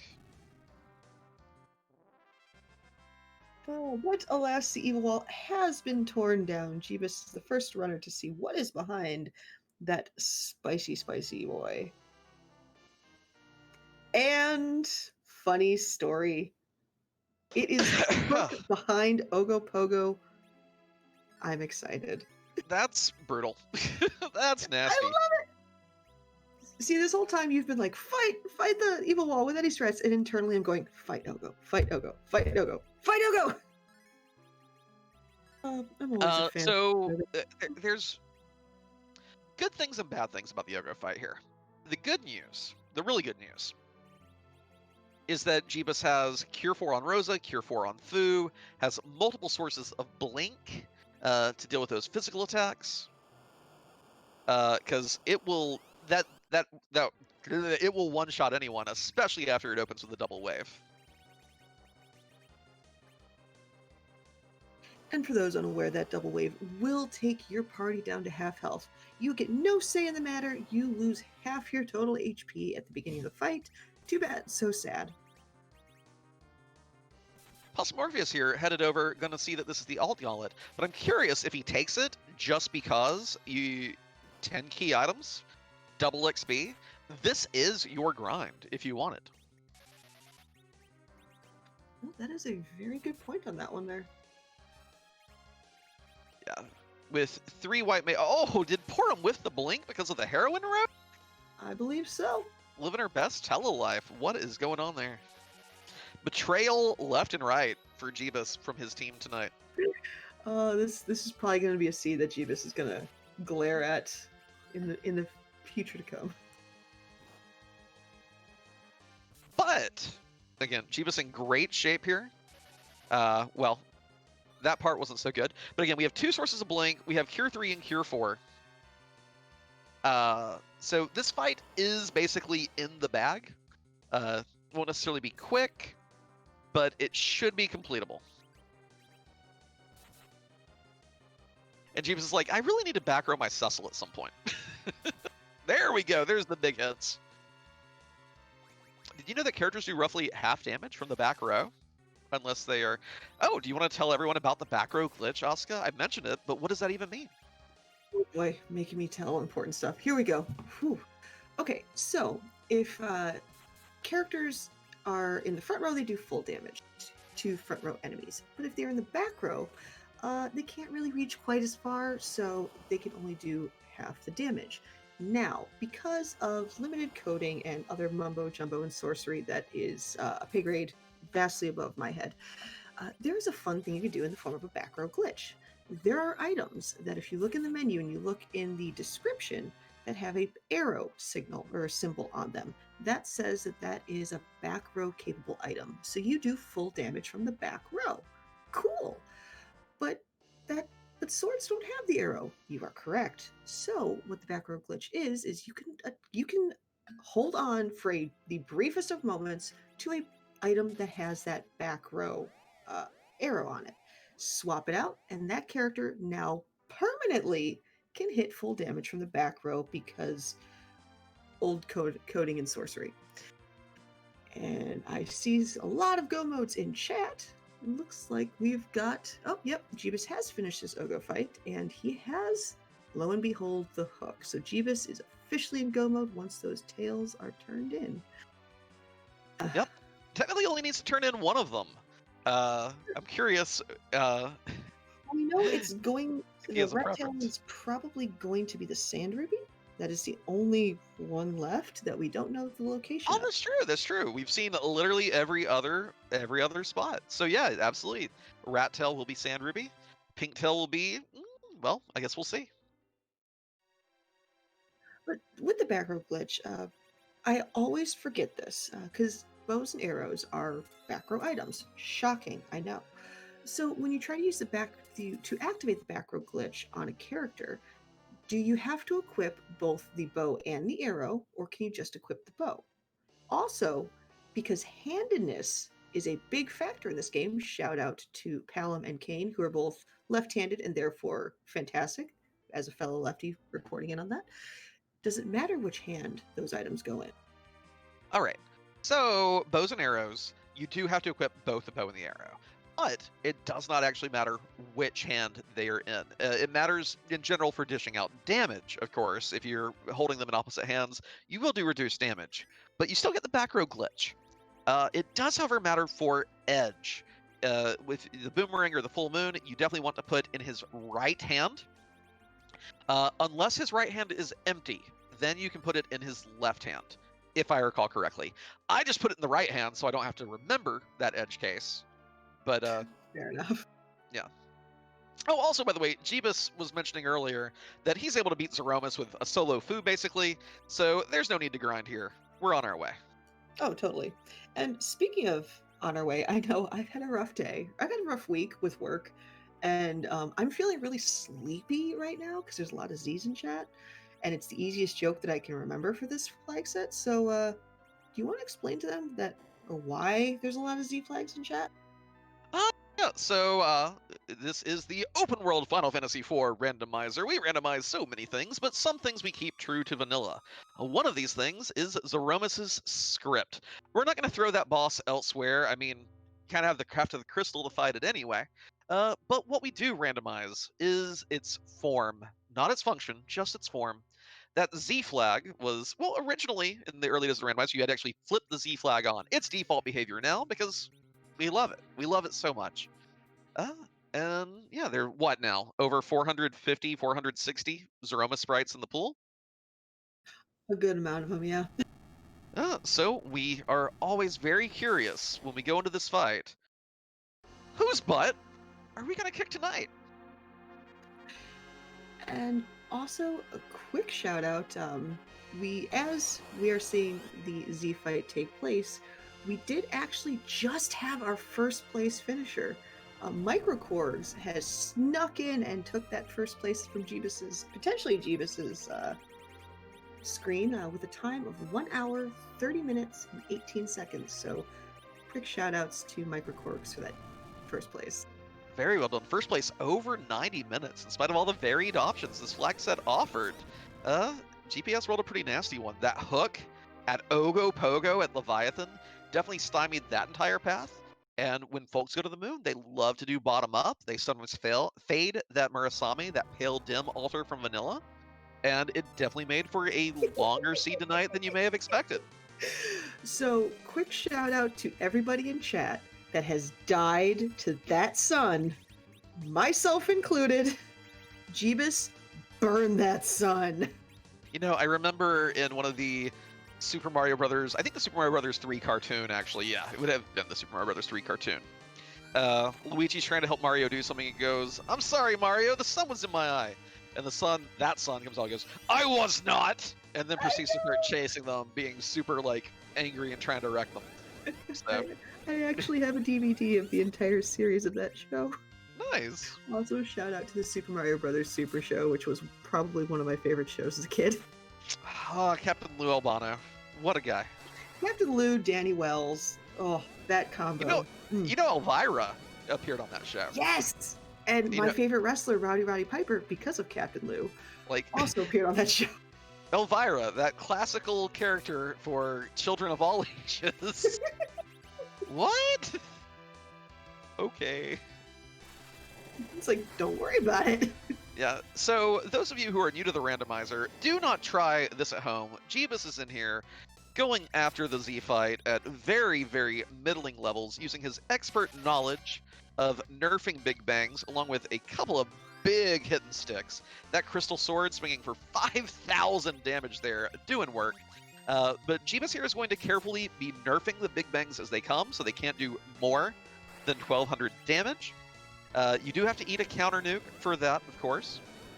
But Jeebus is very good at completing marginal Zeromus fights. If you want to try this, get a little bit of experience under your belt, get a little bit of study, and then you can be like Jeebus. Yeah, I am definitely nowhere in this category just yet with the super low HP. I try to aim for everybody above 2100 just in case. And also, since they're officially in chat now, again, Microcorgs, GG's once again. I see you. I see you. And of course, if you don't mind sharing in chat, did you end up finding the hook for those objectives, or did you take the Luca key objectives? We see that there were generally 2 paths to seed completion here, and just curious which one got you your first place finish.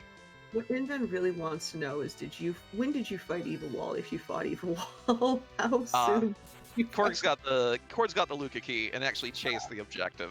Which we've been yelling at Tybalt and Possum Morpheus. We've been yelling at Tybalt for half an hour, Possum for about 15. Evil Wall was at Ashura Microcorgs and gave a thing. Adamant Thank rock. you. Yeah. But the reason I've been cheeky about the Evil Wall fight all night, Microcorgs, is that between Edward plus the ribbon in the Fame Arch chest, that fight could have been done exceedingly early, and no one did it. The quick side note, we do have some very interesting things going on. On Pixel Tamer's side, we do have our kind of standard traditional D-Machine grind. On Tybalt's side, Tybalt's actually doing the trapdoor chest grind. Oh yeah, because if you walk through the cave anyway and you're at 10 key items, just flip that switch before you talk to the door, get a cool 60-something thousand XP.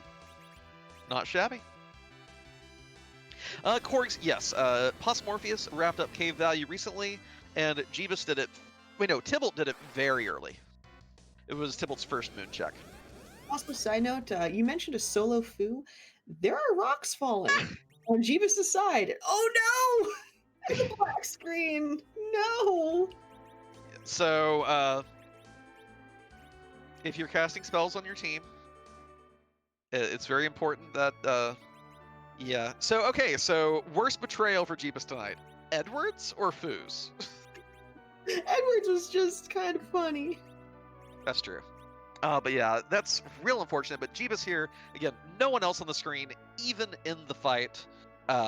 We don't know where our other 3 racers are off stream, of course. Jeebus showing no fear, headed right back in there. I made it to rocks that time. We're gonna get this jerk this time. I believe.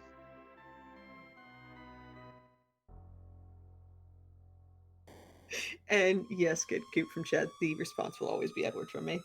I am a simple commentator. I see an Edward, I'm happy.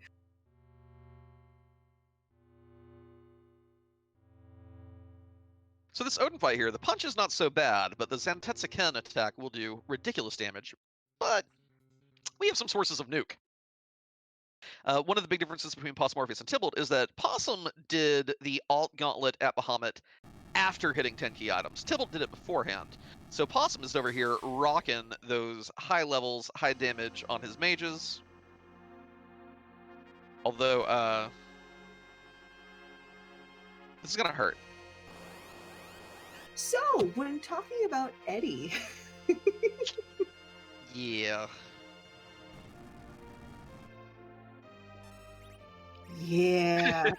There we go. Best boy with best name for the win. And one more objective for Possum to go. So the funny thing is that our racers went relatively unpunished for forgetting about the warp glitch. Had to come through here anyway, and then have to go up Lower Babel anyway. I mean, considering Jeebus was the only one of our 4 featured runners that did the warp glitch and got their tower key relatively quickly, in the grand scheme of things, they're not terribly far ahead. Well, yeah, the funny thing is that the tower key actually slowed Jeebus down a bit, because since Jeebus ended up finding the hook instead of the Luca key, this meant that Jeebus had a different set of 3 objectives he could have gotten. You could mark out objective number 4 for Jeebus, and he would have just done objective 2 at the exact same time he did objective 3. That's one of the cool things about this flag set. And shout out to, again, as mentioned at the beginning of this restream, this was a community member submitted flag set. And Sheep Launcher, I believe. Thank you. I was about to say, I cannot remember who submitted this. Massive shout outs to Sheep Launcher.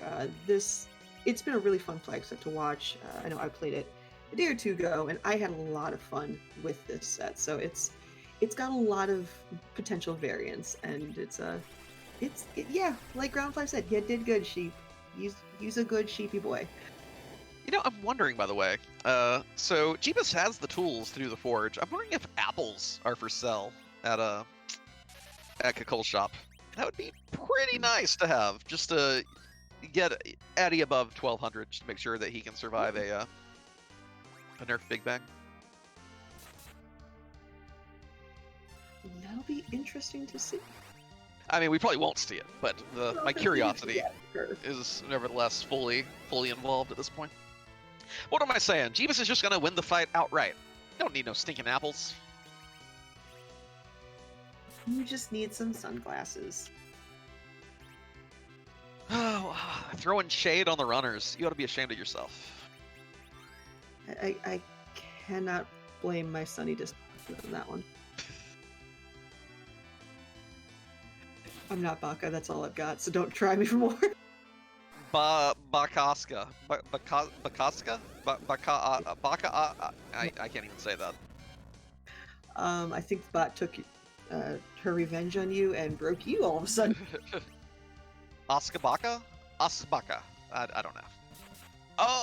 Okay, where are we going next? Well, that would be a crystal for Tybalt and Possum. Be really funny if Push Me to Jumper on, because you would actually save time here by ignoring your reward from the Baron Engineers. Well, yeah, because you could essentially just YOLO out of the tower. Yeah, you could just jump over that the activation tile for the cutscene at the end. Oh, Push Me to Jump. How great it is. Ironically, that is a flag I have not tried yet. That's mostly on account of still trying to learn boss strategies, because I am confirmed Asuka's bad at this randomizer.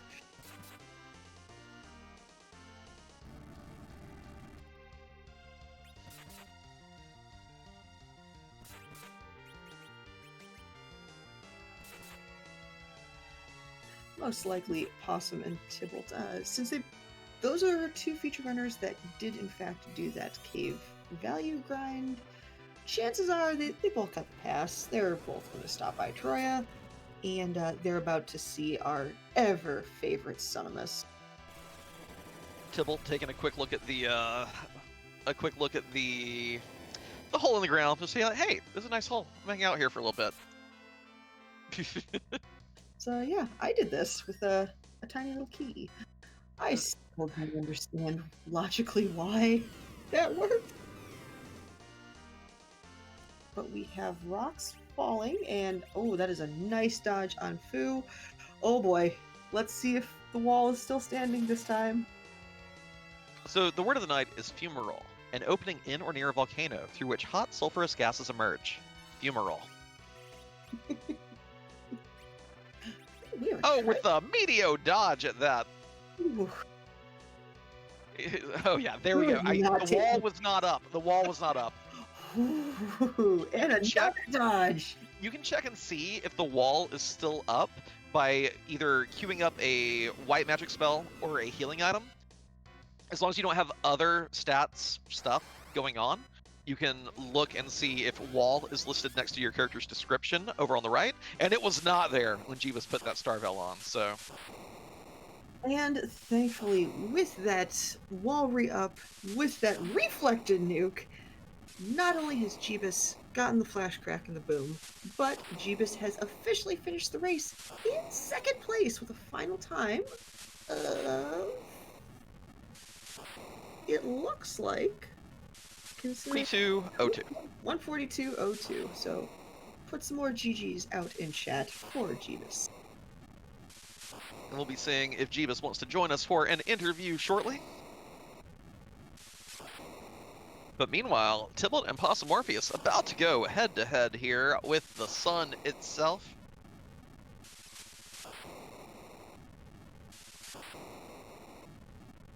Possum Morpheus being a little particular with the party setup here.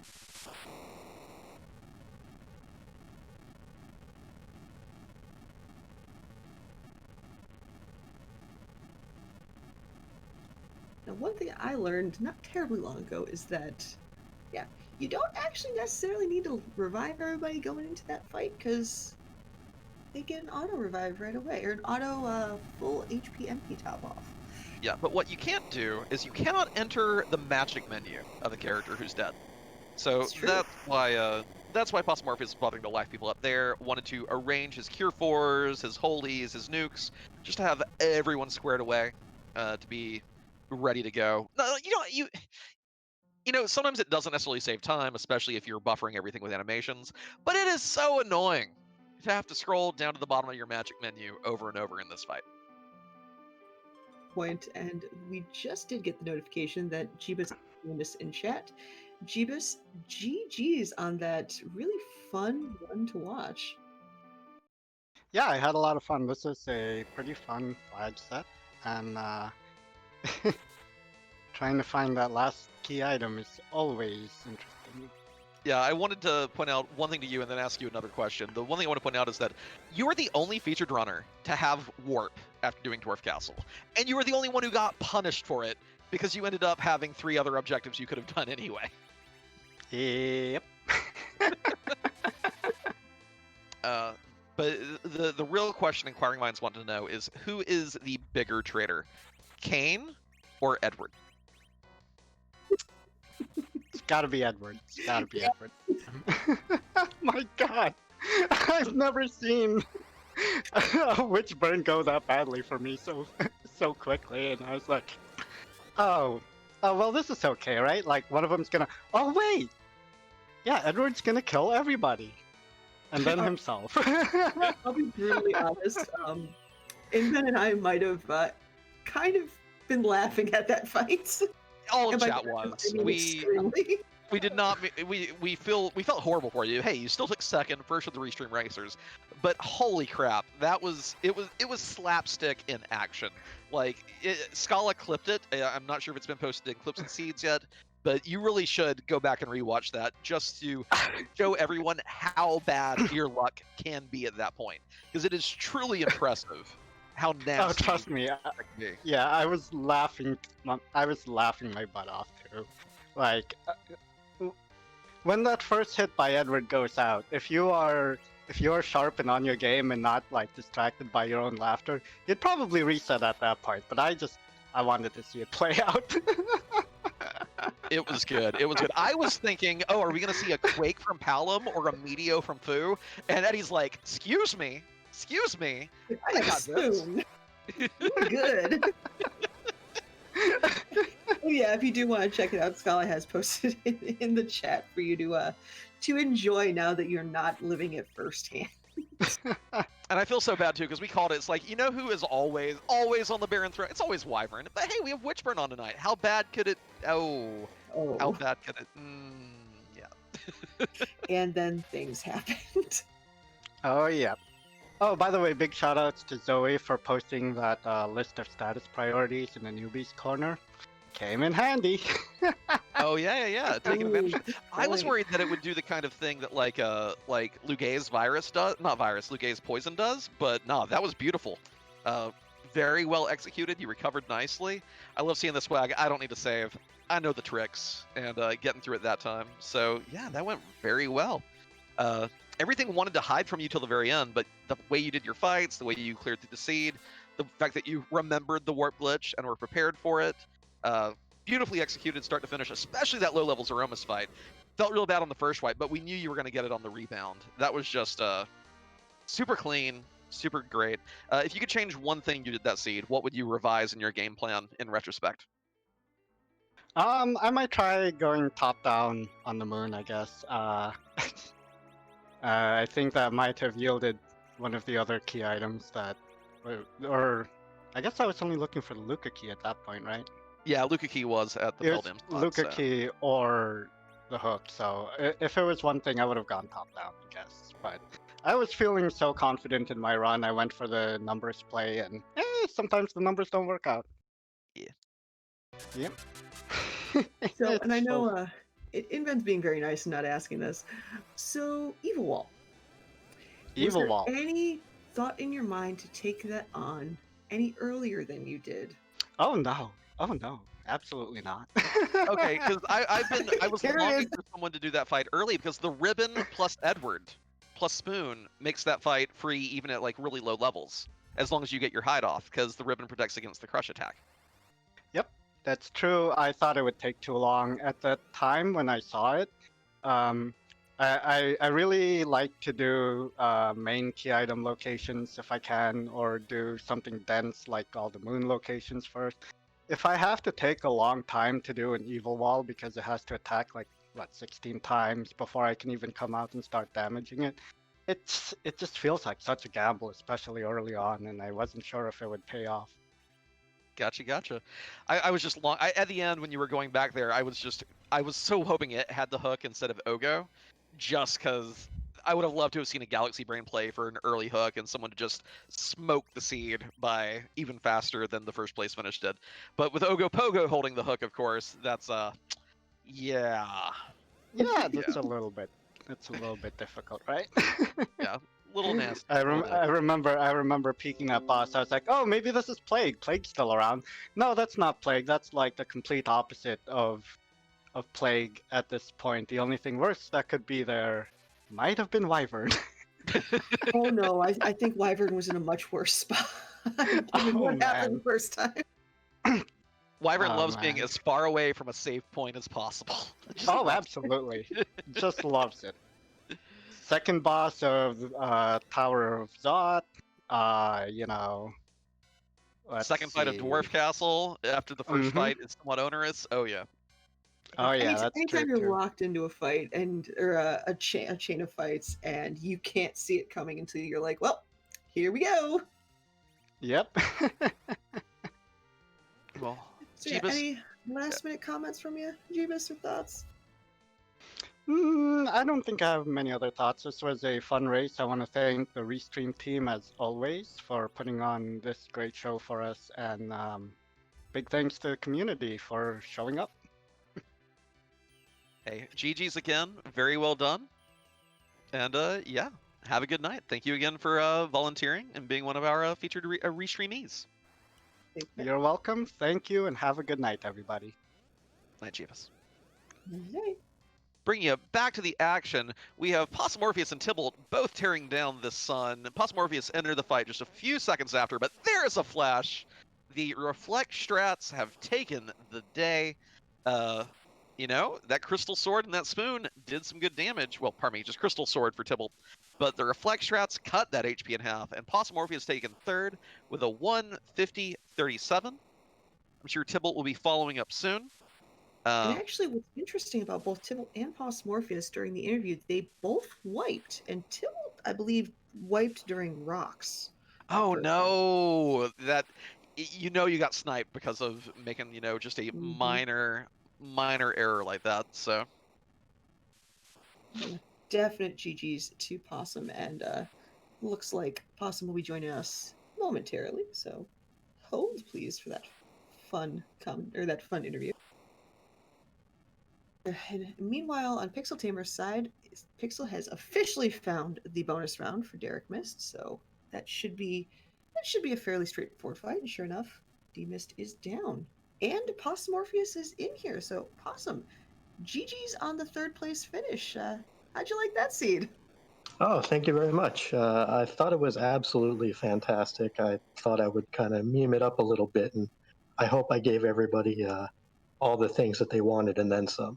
So it was nice to be back and playing Free Enterprise. It's my first race of any sort since the Three Zone tournament. So good to be back and shake off the rust and give a good show, I hope. So there was one thing though that we were shouting at both you and Tybalt as well, and that was the question is, when you got that Luca key, it is one of the objectives and it is a key item location. Why? What were you still looking for on the moon? Did you just want to leave no stone unturned on the moon so you never had to come back? What did you think when you saw it was Alt Gauntlet at Cape Bahamut? Did that affect your decision at all? I wanted to peek Value Cave because it's Value Cave and chat loves Value Cave. And when I saw Alt Gauntlet there, whoever takes an Alt Gauntlet on the moon? So I was just trying to put on a good show and still get a decent finish. Plus, it actually doubled as a grind. So, why not? Like it met all the criteria to do it. So I was more than happy to. Gotcha. As far as other noteworthy things, everyone, not just you, everyone on Restream had a little bit of trouble with that early Baigen. How did you revise your strategy after the first time through that fight? Like, what did you change up that made it go smoother for you on the rebound? I literally forgot you could change battle speed. It's been that long since I played. That was it. Well, that would do it. Let's see. So another fun fact. We saw you go into your Palom spell menu looking for Warp after Dwarf Castle, not quite having the levels for it. But the Seed actually said, it's okay, we got you covered. We're going to make that required anyway. It's going to lead to the other objective, bada bing, bada boom. And Jeebus actually was slightly punished for it, because Jeebus ended up not finding the Luca key, and could have turned in Rat Tail and had 4 objectives done. So the Seed, very forgiving on that front. We were all really freaking out, like, oh no, is this going to end up being so determinative? It has the tower key, Were you at all worried after doing that? Did you give any consideration to maybe resetting and grinding another level to have that warp spell? I thought about it for a split second, and I was like, well, I already did Dwarf Castle. I hate Dwarf Castle. I'm not doing Dwarf Castle again. We're out of here. So it's not my favorite spot. I have a history with it, and yeah, that's that. So there was very little thought to doing it again and grinding a level. I was like, yeah, we'll figure out where to go from here. And then when No, I feel you. I have that attitude a lot with like Mac Giant grinds. I'm like, I could do a Mac Giant, and it would be the smart thing to do, but I hate doing a Mac Giant, so let's go do something else instead. Oh yeah, like 6 key item D machine grind even was perfectly viable this seed, and I was like, whatever, let's go play on the moon. Yeah. Or do keyless tower as well for you and hopefully other folks. Oh yeah. That package popped up and we were all like, D-mist, but our commentary curses were not strong enough to make that one happen, regrettably. Yeah, in Venberg, Fiverr. I mean, D-mist was still not pleasant. Yeah. But it was in a place you were going to go anyway, so. Right. Yeah. Right. But yeah, what other thoughts? I mean, we've seen so much of this seed tonight, differing paths taken by different racers. What's your general attitude towards this flag set? Was this your first time running it, or had you warmed up? Were you in the Monday race? What do you think of this flag set in particular? I looked at the flags at about 10 of, and when the seed was rolled, and I was like, oh, okay. I see what the shops are. I see what the treasures are. I see that you can get some powerful characters without any real hard gates, so see what we find and kind of go from there. So I have absolutely zero experience with anything but one vetted marathon submission seed for a friend, and that's it in the last month or month and a half. So it was nice to get back to it. No idea what was going on flag set wise, but I was like, yeah, I feel like playing tonight. Let's do this. Hey, it was a good time. Good watching you. And we do have a 4th place finisher, Tybalt, coming in just a few minutes behind you with a 154.26, so we'll be getting him in shortly. But Possum Morpheus, final thoughts from you on the seed, your run, and what it's like to be back playing Free Enterprise. It was fun to be back. Just in general, thank you everyone as always for putting on the show. Being again the most welcoming community that there probably is on the internet, and just great comms, great tracking. Really great seed. It was just a blast all around, and I hope everyone enjoyed getting to see as much of it. And we'll try to see if we can race some more coming up, schedule permitting. But yeah, I just want to give everyone thanks and have a blessed night, y'all. Take care. GG's. It was very fun watching you come back and run for us. GG's. Thank y'all. Again, a reminder, while we get Tybalt in here, make sure you give all our runners a follow tonight. They've all put on a great show on a really fun seed. They play this game, they play other games. If you like Free Enterprise, you have something to learn by following these racers. In the meantime, we are joined by Tybalt. Tybalt, GG's. GG. Hey, Tybalt, question. I'm going to snipe it. Okay, snipe it, Oscar. Go for it. So let's talk Luca Key. The Luca key. Yes, the warp glitch gets me again. Well, the warp glitch didn't punish you. It was not chasing your objective that punished you. Yeah. Yeah, that's true. I was kind of hoping for the hook to be able to complete 2 at once I had both tails, which I had. Just happened that Luca landed into tower, and tower was the rest. As it turns out, the hook was behind Ogopogo. Ooh. Ow. Yeah. Good thing I decided to fade the Fame Arch. I saw those, I went, nope. I'm so sad that no one used that ribbon plus Edward to cheese Evil Wall, but you know, I understand. It's an annoying fight even if you do have the cheese. But I was going to ask him for this entire time, listening to that. I wanted it so bad, and then Ogopogo sniped it. But yeah, you were actually the first restreamed racer to be in, well, from our 1,000-foot perspective, in Go mode with that Luca key. Oh, okay. Those other racers, Jeebus and Possumorpheus both faded that Ruby at Peldim for a bit. Jeebus actually did end up finding the hook and going the other way. So yeah, you had the key to the seed in your hand, but those other spots were so tempting. But we got double Robo music out of it, so I don't think I can complain that much. And finding the Cecil up on the towers, that was okay. All right, I got the Crystal Sword.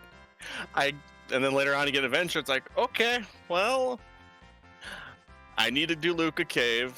I need levels to get Nuke on Palom and White on Rosa and Porum. It's like, okay, I'll door grind, and I might as well level up Cecil at the same time. Oh yeah, he definitely carved up the end of that seed for you. Scala was rooting for someone to sell that sword early just to assert dominance. Well, I kind of thought about it. It's like, I saw Hobbs as Edward. I'm like, nope, not unless I have the spoon. Finish Rabul, and I get the spoon. Well, looks like I'm going back. Yeah, that made me very happy to see.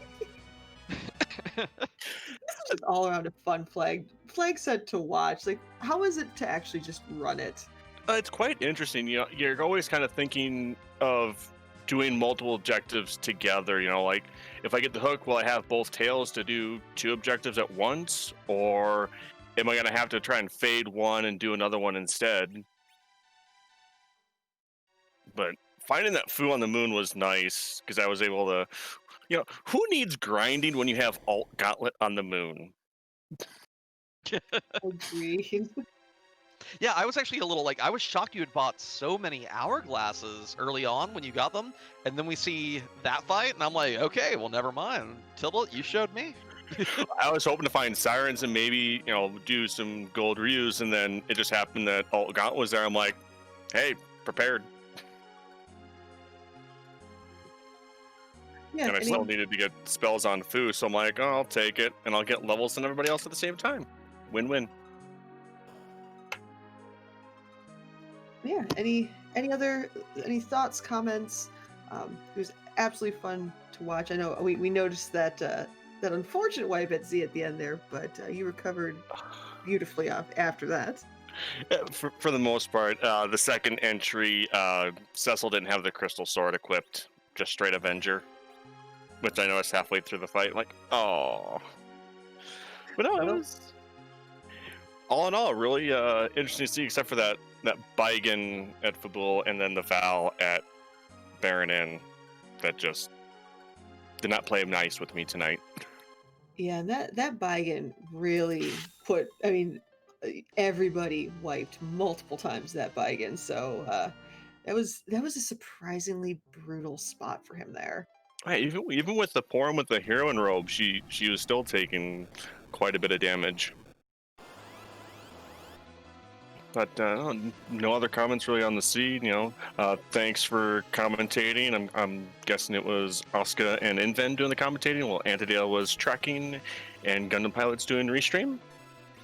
You would be correct. Yeah. Well, they couldn't put the show on without you. Yeah. Someone pretty sus put that together. All right. Well, thanks for doing all that you do. We couldn't do this without you, and have a good night. GG's again. GG. GG's again to Tibble. And chat, although Pixel Tamer is here on the final little leg of this race, we have been at it for over 2 hours now, so we're actually going to send you over to him. Make sure you follow along with the raid, cheer Pixel Tamer on, get those GGs ready for when he does cross the finish line. We will be back as a community tomorrow night on the Free Enterprise channel. What happens Saturday nights and when, Asuka? Oh, you asked me important information that I am just not prepared for. Okay, well, it's the Free Enterprise Legacy race. It's Oh, I at thought you asked me for times. I'm like, oh. Oh, well, it's at 8:30 Eastern tomorrow night. Okay, I'm like behind a day or two on reality. Cut me some slack here. It's all good. So we will see you at twitch.tv/Free Enterprise tomorrow night, 8:30 Eastern, for the Legacy Race Club. And for tonight, just want to, again, give a huge shout out to our 4 featured runners. Huge shout out to our behind the scenes, GPS and Annadelle, making all those things work. Asuka, it's been great just getting to talk about the seed and keep up with what's going on and curse a few runners in the process. I will give the close to you. It's been an absolute blast being able to commentate with someone with more knowledge about this game than I will ever be able to reach in my lifetime. But quick reminder, since the race is still going on, do not spoil anything for Pixel Tamer. You spoil, you get the bonk. And a Scala newspaper is the deadliest weapon of all. It breaks the 255 barrier. I'm scared of it. So until next time, everybody, take care, be safe, be healthy, and we'll check you out next time. Bye!